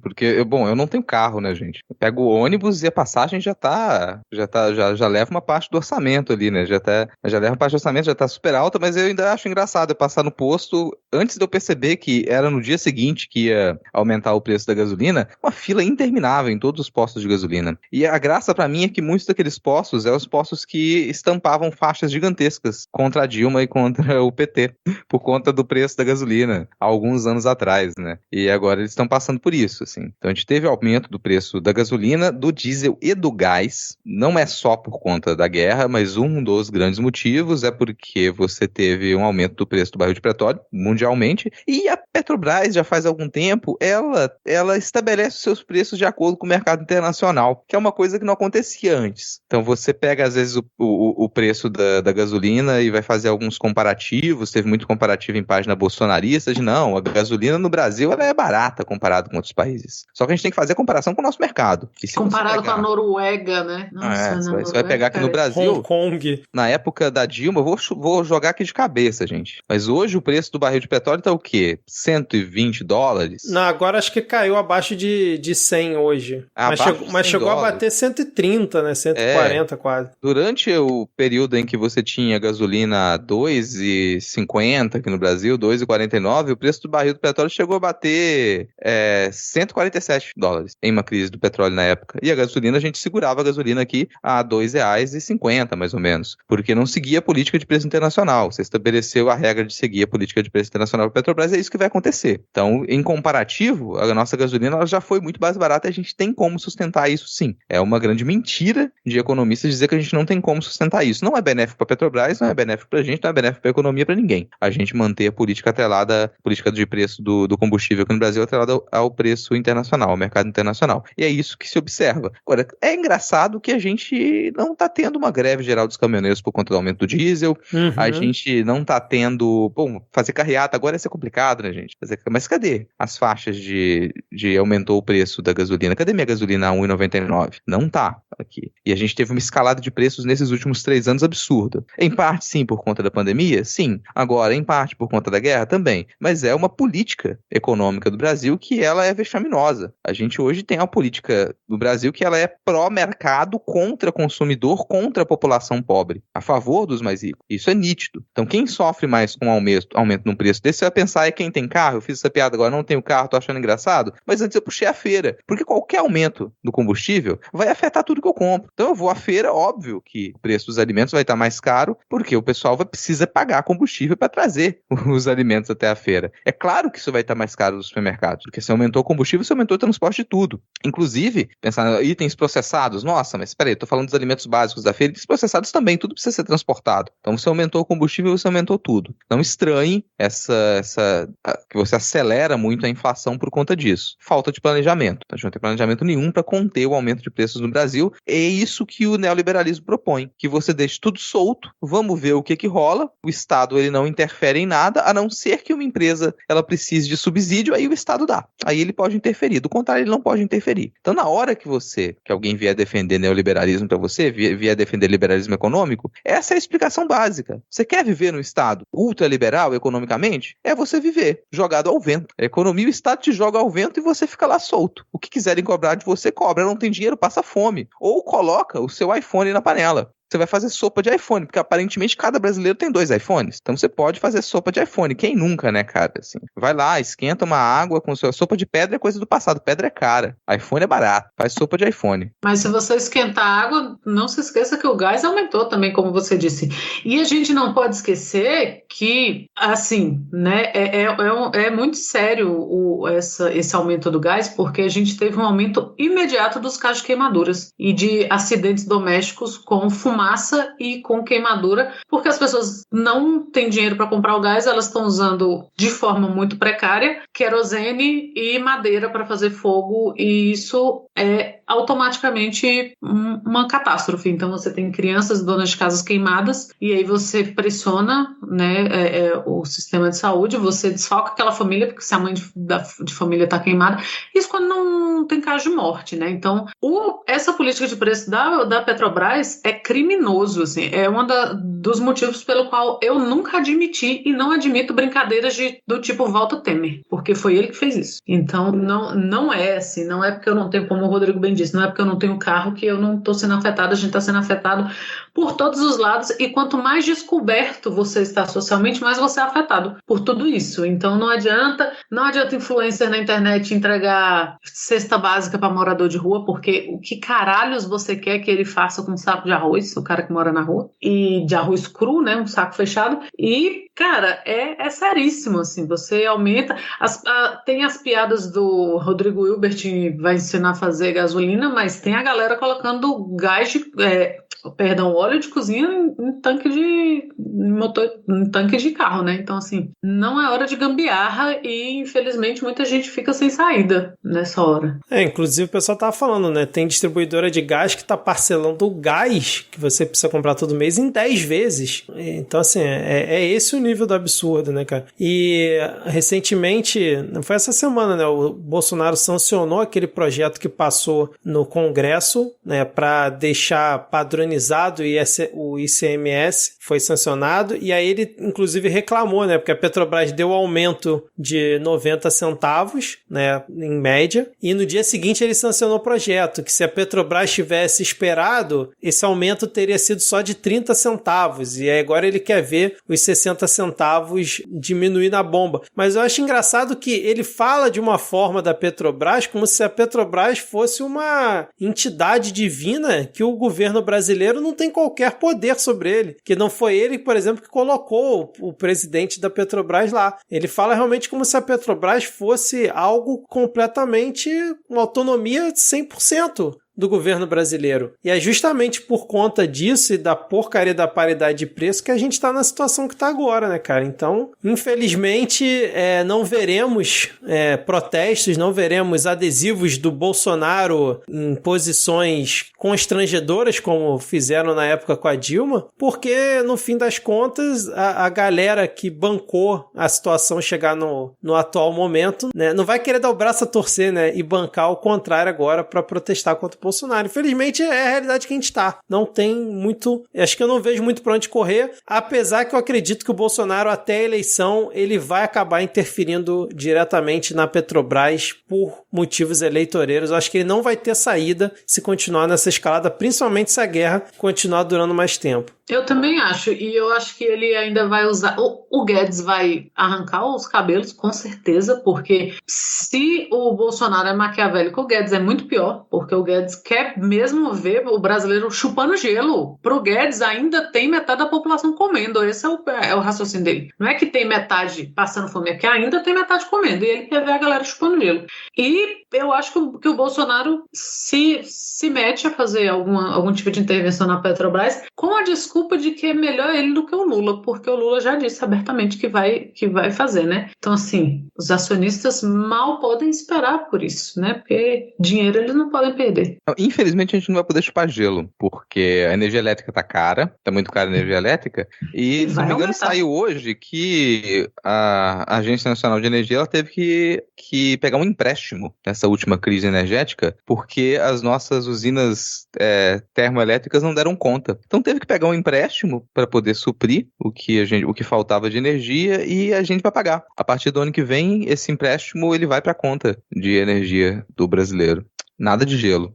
Geladeira vai ter desligado, até porque não tem mais comida pra colocar na geladeira também, então vai ter que desligar a geladeira. Eu tô brincando aqui, lembrando que eu fui uma criança em situação de profunda pobreza na década de 90.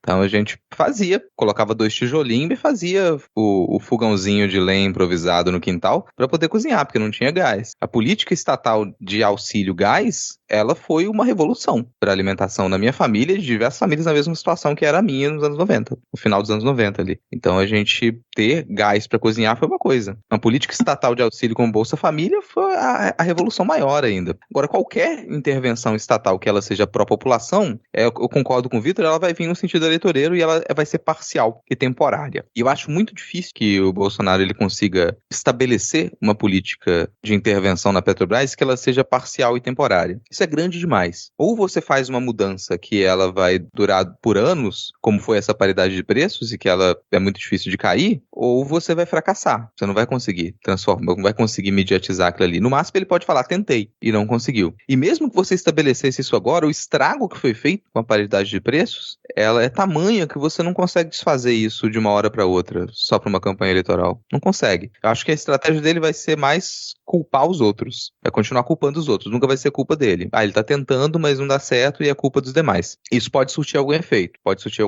Mas aí você pensa, nossa, agora que quiseram vir com a justificativa de que talvez uma melhora na percepção da população sobre o governo Bolsonaro tenha relação com o Auxílio Brasil. Não sei se justifica, porque o Auxílio Brasil ele não consegue compensar a inflação, não consegue compensar a perda de poder aquisitivo do brasileiro, o aumento da pobreza, o endividamento geral da população, ele não consegue compensar isso. Então mesmo o Auxílio Brasil ele é pequeno, ele não é tão extenso, ele não consegue atingir a destruição da economia que ela foi promovida. Então eu acho muito complicado de pensar em alguma artimanha eleitoreira considerando a economia. Acho mais provável desviar o foco, que é o que a gente estava comentando aqui antes. Como desviar o foco para que a pauta das eleições não seja a economia? Bom, vamos ver o que vai acontecer nas próximas semanas, né, cara? Mas a coisa não está nem um pouco legal. A gente sempre procura tentar tornar o clima mais leve. Aqui quem escuta o Midcast já há um bom tempo sabe disso, mas obviamente vamos nos atentar para a gravidade dos assuntos, né, cara? Eu só fico curioso que se realmente esse projeto do ICMS, vamos dizer assim, padronizado, tiver a redução na bomba, né, por agora, e se manter, e daqui a um tempo aumentar de novo por conta, sei lá, do barril de petróleo ter disparado, o dólar ter aumentado, como é que o Bolsonaro vai fazer para continuar com a narrativa dele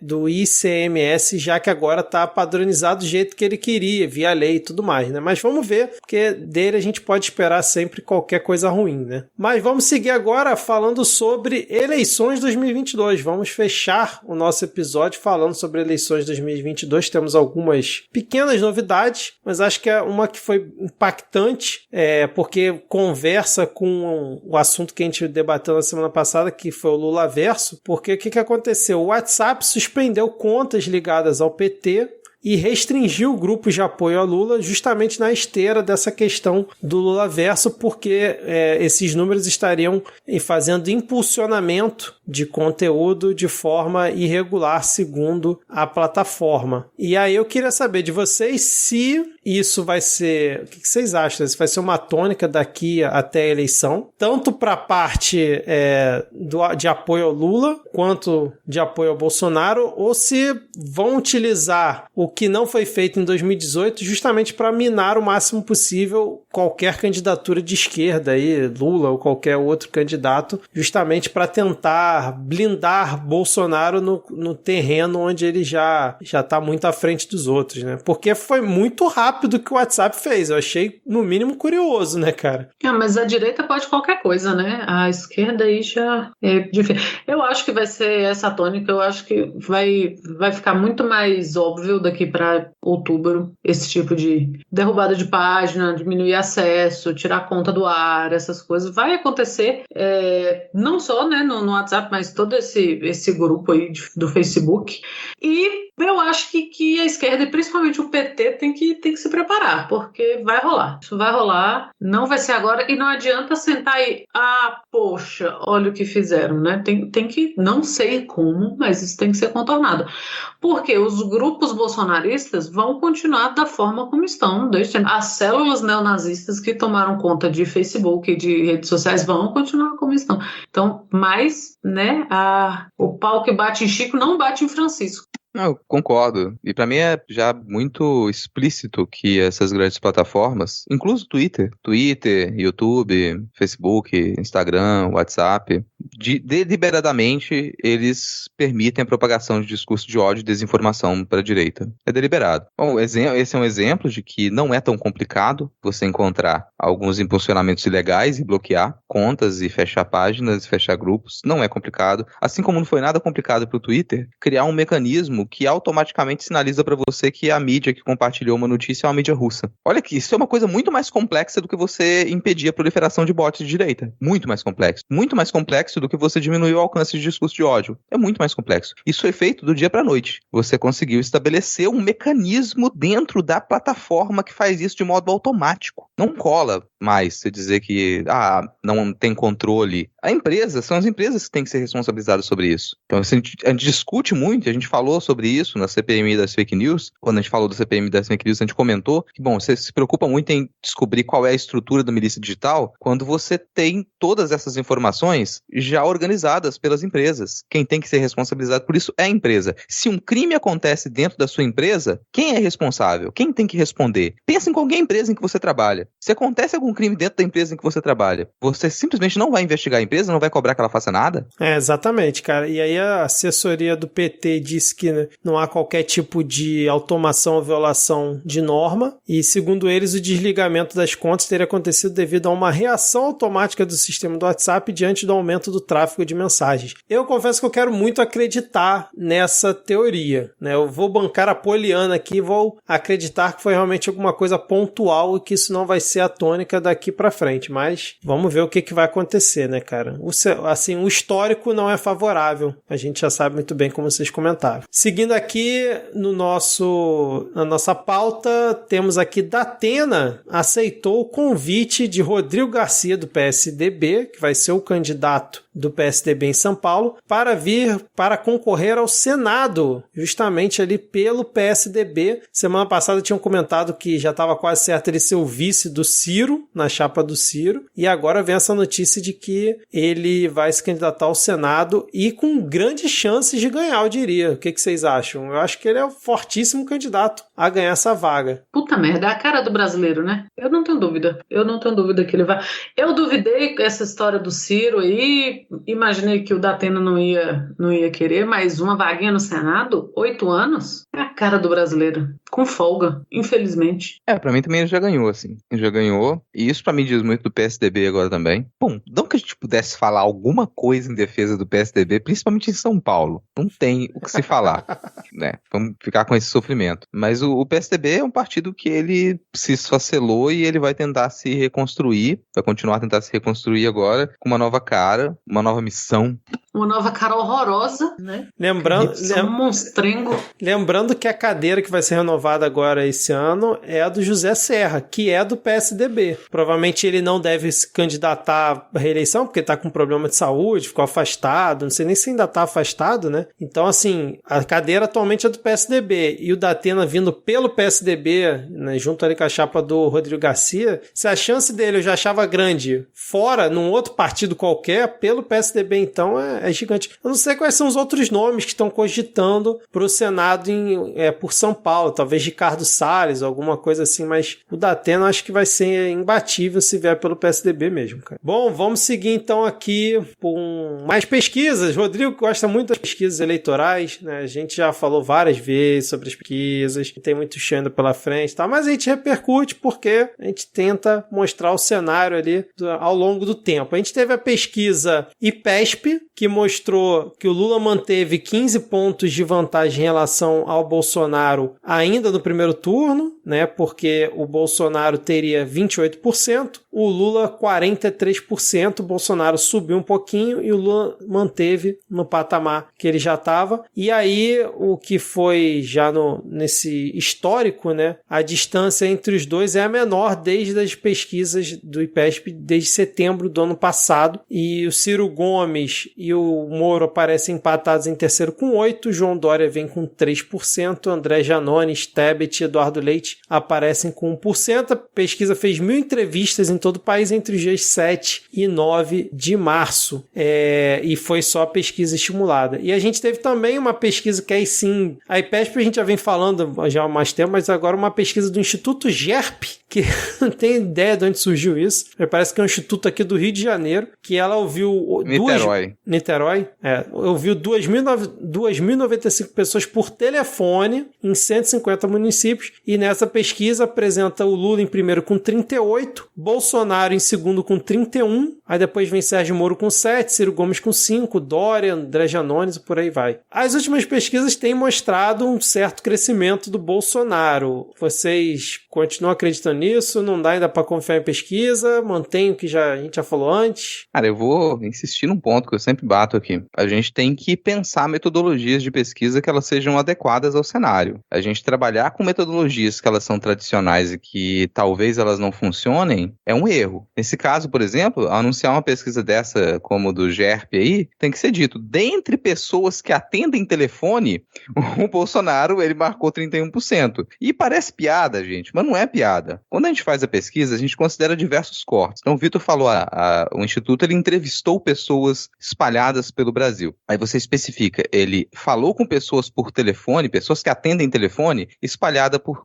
todo o Brasil. E aí você faz vários cortes para poder compensar algumas coisas. Então, você tem que pensar quantas pessoas de faixa de renda você está entrevistando, quais os bairros essas pessoas moram, você tem que pensar na escolaridade dessas pessoas, idade dessas pessoas, filiação religiosa dessas pessoas.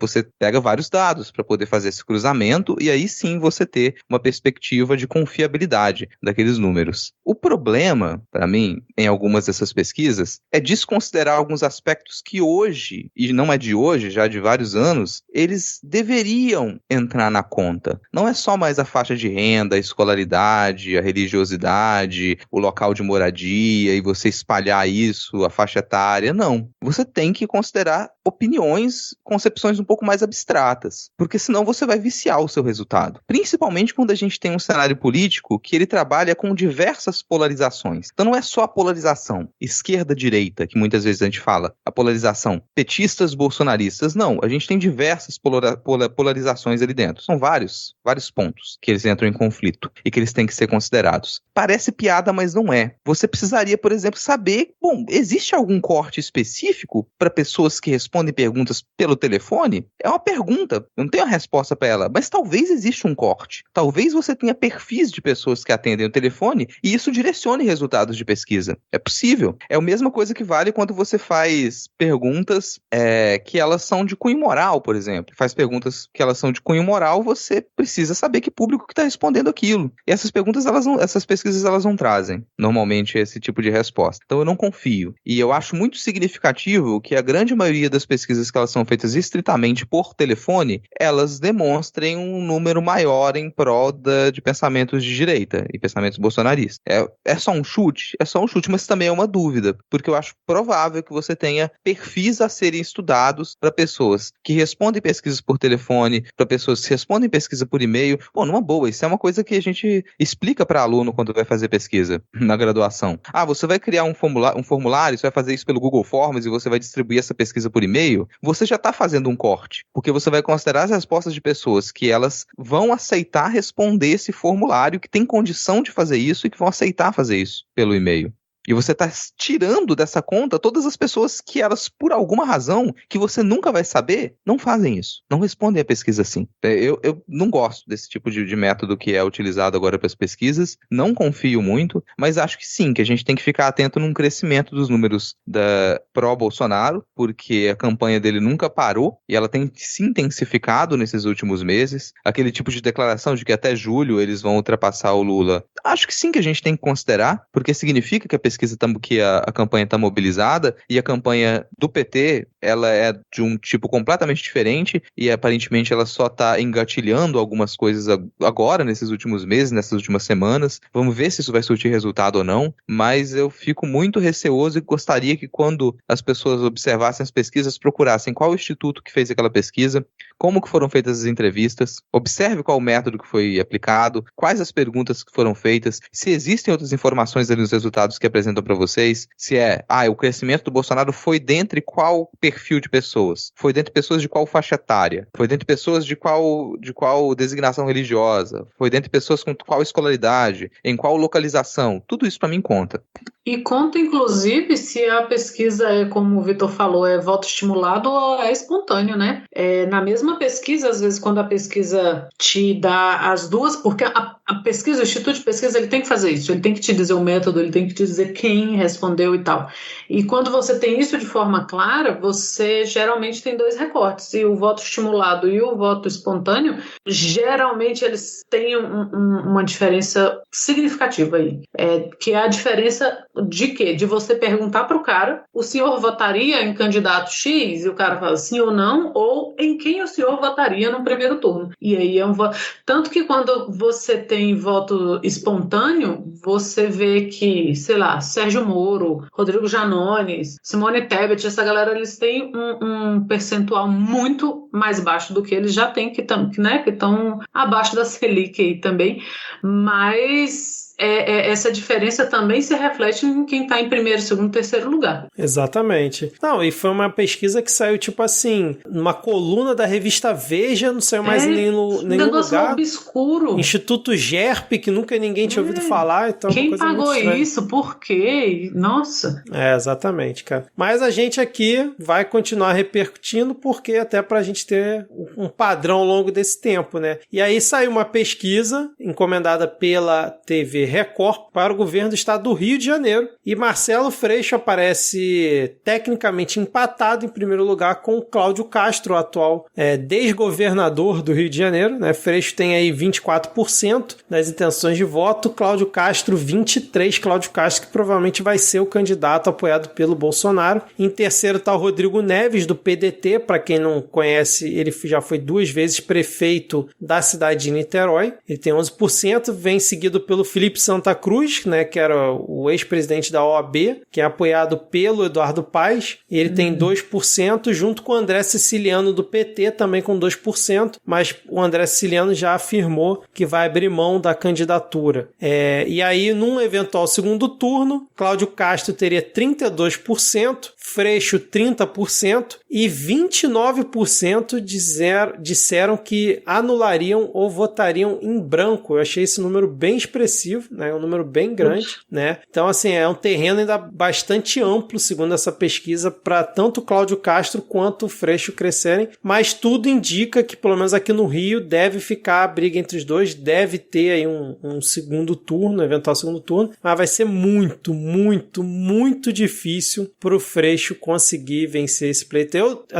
Eu quero acreditar, mas é difícil demais você ter esperança, considerando todo o histórico do Rio de Janeiro, e a base do Bolsonaro é aqui, né, do bolsonarismo aqui, então assim, tem muito chão ainda pela frente, mas vai ser muito difícil aqui pro Freixo, mas um segundo turno eu acho quase certo ter entre os dois aqui. E o Freixo que ficou com essa peste aí esses anos todos, né, do cara que defende o bandido. Então, cara, assim... e é muito enraizado aqui no Rio de Janeiro, é impressionante, é muito, mas muito mesmo. Enfim, uma outra notícia aqui que Roberto Requião anunciou filiação ao PT e deve disputar o governo do estado do Paraná para justamente fornecer aí um palanque para o Lula. Roberto Requião tem 81 anos. Em 2014 ele disputou o governo do estado, perdeu para o Beto Richa. Em 2018 tentou se reeleger senador, não conseguiu e agora vai ser o candidato do PT para concorrer contra o Ratinho Júnior, que provavelmente deve ser reeleito lá no Paraná. Acho improvável que isso não aconteça, mas eu quero saber se tem algum comentário sobre essa escolha do PT. Requião, quadro histórico do MDB, 81 anos, já vem aí de derrotas consecutivas. Vocês viram? É a renovação, cara. É o PT se renovando, renovação do partido.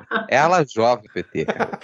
Ala jovem do PT. Eu sou a favor do Sulito, né? Você sabe. Então, pra mim, assim, nossa, vai eleger o Ratinho Júnior. Por mim, o sul do país, ele se separa. Vão ser... Assim... Por mim também, eu apoio completamente, cara. E tem que separar, cobrar pedágio, cobrar, sabe, tudo que tem, que é pra não ir nem vir ninguém. Por mim. Mas pra mim, o Requião sempre foi o mais petista do PMDB, assim. Eu lembro de conhecer o Requião achando que eram, sei lá, essas paradas, quadro histórico do PT, e o cara era do PMDB. Então, assim, demorou um pouquinho. Eu, com 81 anos, ia estar me metendo nessa? Nem fudendo. Mas, né? Tá com gás, tá jovem, energia lá em cima. É porque o cara vai fazer o que da vida, né? Isso daquilo ali, aí... política a vida inteira, né? A política vira tipo bingo pra pessoa. É o divertimento do senhor lá. E você vai tirar o divertimento dele? Disputar a eleição... Disputar a eleição virou o bingo do Requião. Um dia sem botar terno é um dia perdido na vida do Requião. Ai, meu Deus do céu, cara. Agora, se você falar que se fosse um cenário de 15 anos atrás, talvez você conseguisse fazer uma campanha para eleger o Requião. Sim. Atualmente... Totalmente não é o caso, cara, assim. Você tem que trabalhar com uma política de contenção de danos nessas eleições em escala estadual e municipal. E sim, a gente pode conquistar a presidência, já falou isso aqui muitas vezes, mas isso não significa que a gente vai ter um congresso favorável. Pelo contrário, a chance de a gente ter um congresso desfavorável é muito grande. E nos estados, essa situação, muitas vezes, ela piora. A gente vai para as assembleias, a gente vai para os representantes no Senado, a gente vai para governadores, vai para os municípios, é mais vexaminoso ainda. Então, nessa escala menor, a gente deveria fazer uma política de contenção de danos. Como é que a gente consegue reestruturar uma base em alguns desses estados? Como é o caso do Paraná, em que isso foi destruído. A maior parte da população ela aceitou o descrédito da esquerda e o descrédito da política de modo geral. Você comentou do Rio agora. Os 30% de abstenção, eles são um indicativo disso. Você precisaria, no caso do Rio, não sei se tem solução, tá? Desculpa. Rio de Janeiro, eu não sei se realmente tem solução. Talvez seja o caso de dividir o estado, mandar um pouquinho de território para Minas Gerais, um pouco para o Espírito Santo e um pouco para São Paulo, e a gente vê o que faz. Talvez seja essa a ideia. Mas onde você teve essa aversão à esquerda alastrada, então no DNA quase da população agora, você precisa reconstruir base, fazer contenção de danos políticos ali. Nesse sentido, se o Requião consegue ter uma campanha que ela chame atenção, se ele conseguir firmar um segundo turno, por exemplo, para o Estado, ele já cumpria um pouco dessa função. Às vezes é isso que a gente faz. Eu estou no Estado do Espírito Santo. Aqui é muito pouco provável que a gente consiga um governo do PT, mesmo com a candidatura do Contarato. É pouco provável, mas existe essa chance? Existe. Mas, de qualquer maneira, você conseguir manter uma posição e talvez criar base para que numa eleição seguinte você cresça, é algo muito significativo. Talvez seja o caso de você pensar isso no Paraná também. Mas é muito longo prazo para quem tem 80 anos. Eu tô muito apegado com isso. Meu Deus. O Contarato acho que vejo um sentido nisso que você tá falando, né? De criar essa base. Para agora o Requião, cara, que escolha foi essa do PT, cara? A base não é para eleger o Requião no futuro. Não, o Joe Biden já está aí, né? Com 195 anos e conseguiu a presidência. Não, entendi. A base para próximas eleições de outros quadros e tal. Sim, é você manter a imagem do partido viva. E principalmente quando a gente tem perspectivas muito nefastas para a economia nesses próximos anos, independente de quem ganhar. Mas aí o PT vai ter que se reinventar, porque você falou de ala jovem do PT, mas, porra, é meio isso mesmo, sacou? É uma coisa que me incomoda, que eu já falei algumas vezes aqui. Enfim, vamos seguir aqui que ainda tem coisa pra gente comentar, porque o União Brasil, que foi a fusão do DEM com PSL, a gente comentou que ia perder muita gente, tá perdendo bastante gente mesmo no Congresso. Já são 16 deputados em 32 dias que saíram do União Brasil e foram para outros partidos. Tem Carlos Jordi, Bibo Nunes, Nelson Barbudo, todos eles saíram pro PL de Bolsonaro e outros aqui que eu não vou citar. Achei curioso que o Luiz Miranda, lembra do Luiz Miranda, CPI, né? Muita gente conhecendo a CPI, saiu do União Brasil, também foi pro Republicanos, né? Partido aí da Universal. E nomes como Carla Zambelli, Bia Kicis saíram também e foram pro PL, se filiaram hoje.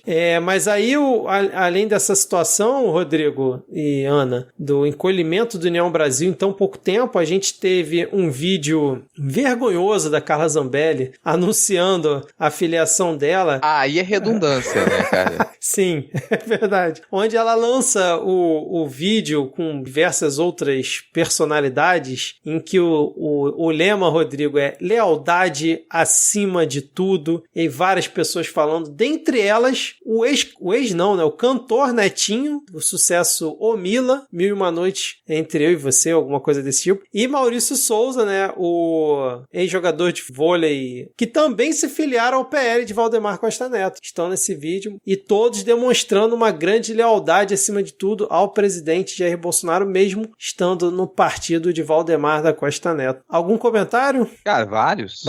Primeiro é que eu gosto quando a gente acerta. E eu vou relembrar aqui da nossa cobertura das eleições municipais. Depois da cobertura das eleições municipais, a gente fez uma avaliação geral e uma das coisas que a gente concluiu é que o PL teria sido o partido que simbolicamente mais cresceu naquelas eleições municipais. Aí você pegava em números, nossa, não parecia tanto, o PL não conquistou tantos números, mas simbolicamente sim. A gente afirmou que o PL, ele tinha conquistado mais porque ele tinha se firmado como o partido mais leal ao presidente da República, ele tinha se firmado como a base, então o Bolsonaro na época sem partido e sem conseguir aproximação com nenhum partido para se filiar, mas o PL, ele firmou o discurso, ele cresceu o discurso para tomar espaço o espaço que foi perdido pelo PSL. PSL, aquele partido de aluguel para a eleição do Bolsonaro e que logo em seguida começou a perder espaço simbólico, o PL, ele ocupou esse espaço já nas eleições municipais e aparentemente não cresceu muito depois disso, mas agora se mostra como que esse simbólico ele tem peso e não foi à toa, né? E, não é à toa que está essa campanha de filiação ao PL aqui no Espírito Santo, pelo menos, resgatando a imagem do Magno Malta. É uma tentativa de que o PL ele seja essa nova grande potência da extrema-direita no país para sustentar os ideais bolsonaristas. E a gente está na janela partidária. Esse é um outro comentário. A gente não explicitou isso aqui, mas durante a janela partidária a gente tem realmente essas trocas, então não é estranho. É corrido, é um período apertado, é um mês antes durante esse mês os parlamentares podem trocar de partido sem sofrer nenhum tipo de represália, sem perder a sua cadeira, porque a cadeira no parlamento ela é do partido, então durante a janela partidária você pode trocar livremente. É o preparativo para as eleições. Então até o final do mês de março agora a gente vai ter bem mais trocas, assim, a gente poder observar isso bastante, e é também quando você vai fechar essas articulações, né? A gente falou muito da importância de se esperar fechar as federações para ver como que as campanhas elas iam proceder, quais os nomes que eles iam ser colocados mais em foque. Tudo isso acontece agora no mês de março. Esse é um dos comentários. Outro comentário importantíssimo é que, cara, lealdade acima de tudo. Honestamente, eu acho fraco. Eu acho um lema fraquíssimo. Eu acho que eles daqui a pouco vão esquecer que fizeram esse vídeo, esquecer esse lema e inventar outra coisa. Porque lealdade acima de tudo, eles vão colocar o quê? O logo, o emoji do lealdade acima de tudo vai ser o Arthur Aguiar? Vai ser a cara do Arthur Aguiar? Talvez. Porque lealdade é uma palavra fraca. E lealdade, ela não tá na boca do herói. Não é o herói que pede lealdade. Um comentário que eu fiz até em off com o Vitor aqui é, quem pede lealdade é o demônio. Deus pede fé. O demônio ele assina um contrato com você porque ele quer lealdade. Então ninguém com boas intenções pede lealdade. Se você está com boas intenções, você não precisa pedir lealdade. Você espera que a pessoa que está com você ela esteja do lado do bem, esteja do lado correto. Agora, quando você está planejando fazer alguma coisa errada, não. É bom eu me assegurar de que você é leal a mim. Que outra pessoa que fala muito em lealdade? Mafioso. Mafioso se preocupa em as pessoas serem leais a ele. Então você busca qualquer filme de máfia e você vai ver que o discurso da lealdade está do lado do mafioso. Você pega qualquer discurso religioso e a lealdade tá do lado do demônio. Então, do lado de Deus é fé. Eu acho um tiro no pé, já que eles gostam de dar tiro, né? Um tiro no pé, e eles vão, mas tanto faz pra eles quando eles fazem uma besteira que eles voltam atrás e esquecem logo em seguida. Pra mim, esse vídeo ele vai ser esquecido, esse lema vai ser mudado, isso não funcionou. E eu aposto que a ideia foi da Zambelli. É a cara dela. É a cara dela. É a cara dela mesmo. E para fechar aqui, a gente teve a Rede Sustentabilidade aprovando se unir ao PSOL e criar uma federação para as eleições de 2022. E o PSOL ainda não votou o tema na direção nacional, apenas na executiva, e o presidente do PSOL afirmou que isso deve ocorrer nas próximas semanas. Então, mais uma possível federação que talvez aconteça, mas talvez não aconteça, fica sempre essa indefinição. E aí eu vi aqui que nas relacionadas o MDB anunciou, já tem um tempo, a gente passou batido pela gente, que ele não vai fazer federação partidária para as eleições de 2022, que tinha sido até uma coisa ventilada, né, do MDB fazer ali junto com o PSDB ou algum outro partido assim, e que não vingou, já tá martelo batido que não vai ter. Vamos ver como é que vai ser Rede e PSOL, os dois tentando não morrer abraçados aí nesse afogamento que será para alguns partidos, né, por conta da cláusula de barreira que vai subir um pouquinho mais depois dessa eleição de 2022, né? É isso? Fechamos? Podemos seguir então? Vocês estão balançando a cabeça, mas os ouvintes não estão escutando se eu podemos seguir ou não. Você pode simplesmente seguir e cortar a parte em que você pergunta se pode seguir. Você edita isso, cara. Você é o Deus do programa. Vocês vão me jurar lealdade ou vocês vão me disponibilizar a fé de vocês? Depende do que você paga. Bom, então já que a gente fechou aqui, né, esse mini bloco de eleições 2022, vamos agora para o nosso momento dos salves e depois as dicas culturais. Deixa eu começar então aqui pelos nossos queridos amigos do Poucas Trancas, que mandaram através do perfil @poucastrancas no Twitter a seguinte mensagem: a gente quer um abraço coletivo, do coletivo pro coletivo, entendeu? A gente também, mano. Então, um abraço coletivo para o coletivo do Poucas Trancas, que recentemente nos recebeu muito bem lá no episódio que a gente gravou com eles. @Rafael Lobatti, um salve pra bancada, pra convidada, olha aí, Ana, em especial pro Vitor, pelo Dia do Careca que foi ontem, acho que é isso. Se foi isso mesmo, obrigado, Rafael, tamo junto nessa aí. E um salve especial pra Ana. Ana aqui, ó, convidada, mas já tá quase da bancada aqui, hein, Ana? Tá mais umas 2 visitas aqui, você já entra direto aqui, sem precisar de convite, hein?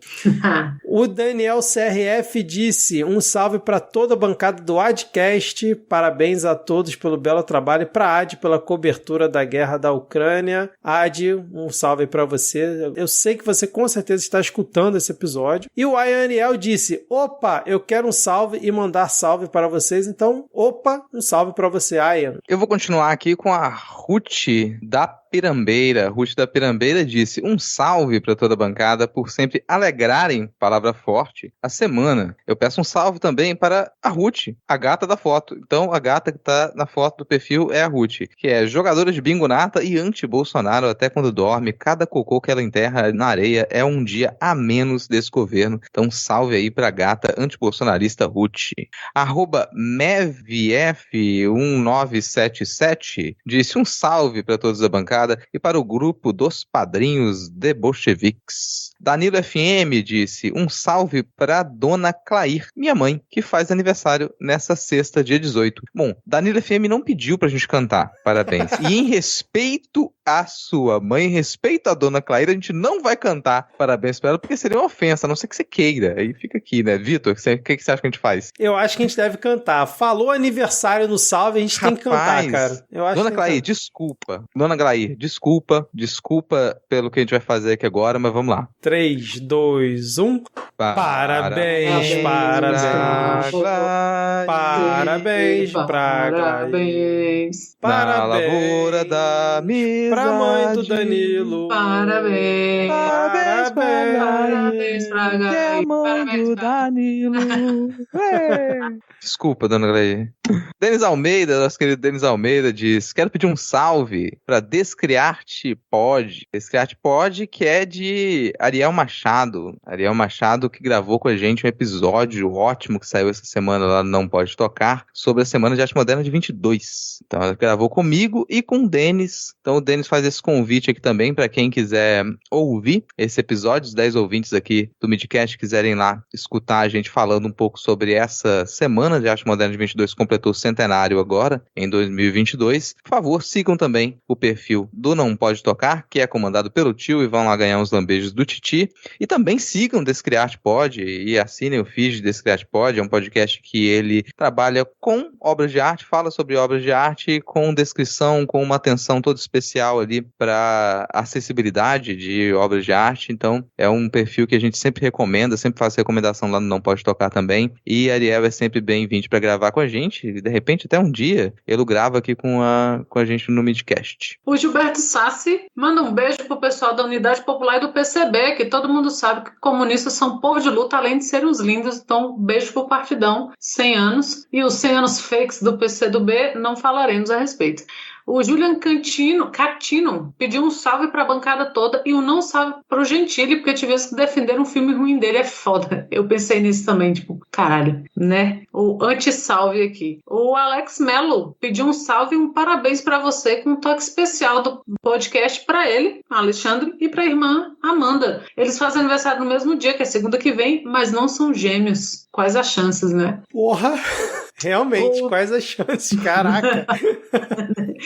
Que demais. Então vamos aqui cantar mais um parabéns, então? Mais um parabéns. Em 3, 2, 1. Parabéns pro Alexandre. Parabéns pra Amanda. Parabéns pra vocês. Os dois fazem aniversário no mesmo dia, mas não são gêmeos. Parabéns pra vocês. Na lavoura da amizade. LH44V, galera querida, amada e sempre à esquerda. Sexta dia 18 será meu aniversário. Frederico Borges. Quanto aniversariante? Cara, a gente não junta todo mundo, né? Então vamos lá. Isso uma vez. Ah, não, pelo amor de Deus. Porra. Não, vamos lá, porque senão vai ficar feio. Ou a gente vai falar, não, LH44V usa o parabéns anterior pra você também. Sei lá, cara. Eu lembro que lá na minha família, a minha irmã mais nova, ela fazia aniversário 2 dias depois de um primo meu. Então a gente aproveitava e ia lá sem avisar na festa de aniversário do primo dele, ia pra trás da mesa, vai lá atrás da mesa, canta parabéns, tirar foto junto. É ótimo. Neste momento, Frederico atrás da mesa da Amanda e do Alexandre. Aproveitar a rebarba da foto e do parabéns. Parabéns, Frederico. Seu ano vai ser nesse nível. Parabéns. Eu tô rindo que eu tô imaginando ele indo pra trás da mesa.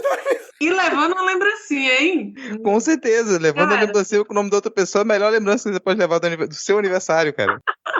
Ele todo constrangido lá, coitado. E a família, vai lá pra tirar foto. Pensa assim, quando você faz a sua festa de aniversário, as pessoas levam lembrancinha da sua festa. Agora, quando você pega da festa dos outros, além de você comemorar o seu aniversário, você ainda tá levando lembrancinha pra casa. Nossa, foi a melhor coisa, Frederico. Parabéns, Frederico. Parabéns, cara. Parabéns de gambiarra aí. O Hugo Araújo mandou um salve pra toda a bancada e pediu pra mandar um beijo pra Kelly Ingrid, que escuta todos os episódios com ele, e pra gatinha Bebê. Ele mandou uma foto da gatinha e é uma fofura. E o jornal ATK, um abraço pro jornal e pra gatinha Lulu. Nunca vi uma gatinha chamada Lulu, adorei esse nomezinho de cachorro num gato. Subversivo. Cara, ainda tô lembrando do Frederico, caraca. Vamos fechando então aqui o salve. Quem quer começar com as dicas culturais aí? Eu começo aqui indicando podcast. Aliás, hoje eu vou só indicar podcast. Começo aqui indicando podcast. O primeiro podcast que eu indico é o Ensinecast. Eu não lembro se eu já indiquei o Ensinecast aqui em algum outro momento. Provavelmente não. Mas o Ensinecast é um podcast feito para área de educação e para divulgação científica. Então você tem episódios que eles falam sobre como que é o ensino de cada área, vários bate-papos ali também. Tá linkado aqui na descrição do episódio várias formas de vocês assinarem e ouvirem o Ensinecast. Vou indicar também o episódio do Por Outro Lado, que é um podcast encabeçado pelo Julian Catino, que a gente acabou de mandar um salve pra ele também, né? Ele lançou um episódio com a minha participação. Episódio número 17 do Por Outro Lado, que fala sobre o PMRC. Então, se você já passou por aquele indicativo, aquela aviso para a paz em alguns filmes dos anos 80, aquilo foi uma política estabelecida durante durante o governo Reagan e que foi feito pra música, principalmente, né? Então você tinha aqueles selos, quem lembra dos CDs? Vinha com selo de aviso para os pais ali. E isso foi uma discussão muito grande nos anos 80. Esse episódio ele é especial sobre isso, sobre esse centro de política cultural para os pais que estabeleceu esse tipo de censura. Eu acho super condizente com o que a gente conversou aqui hoje também sobre o filme do Danilo Gentili, que tipo de conteúdo que pode ou não pode. E nesse episódio eu faço a voz do Frank Zappa. Eu dei voz a algumas falas traduzidas do Frank Zappa em entrevistas e depoimento ao Congresso, falando sobre como que esse tipo de censura poderia ser perniciosa, que era você proibir em músicas falar sobre qualquer tipo de problemática, como pedofilia, incesto ou coisas do tipo, que são pesadas, mas que a gente precisa falar. Então você teve essa tentativa de censura que se efetivou em muitos casos e é uma coisa que a gente ainda, pelo visto, precisa discutir bastante hoje, né? Vou indicar novamente aqui mais uma série de homenzinhos lutando, e dessa vez eu vou indicar diretamente pro Diego, que semana passada ele comentou que a forma certa de você assistir uma série é quando ela já lançou todos os episódios, que é o caso de The Last Kingdom, que saiu a 5ª temporada no Netflix essa semana que passou. Então, se você quiser conferir hominhos lutando na Inglaterra, na época lá do reino do Alfredo, no reino do Eduardo, seja lá qual Alfredo e qual Eduardo seja, né? Porque não faz muita diferença, lutando ali contra os vikings e tudo mais. É uma série que eu gostei bastante, é o estilo de série que eu curto, então fica aí a recomendação de The Last Kingdom. Tem algumas atuações, eu não vou dizer deplorável, mas cretinas, eu diria, mas vale a pena, no fim das contas vale a pena.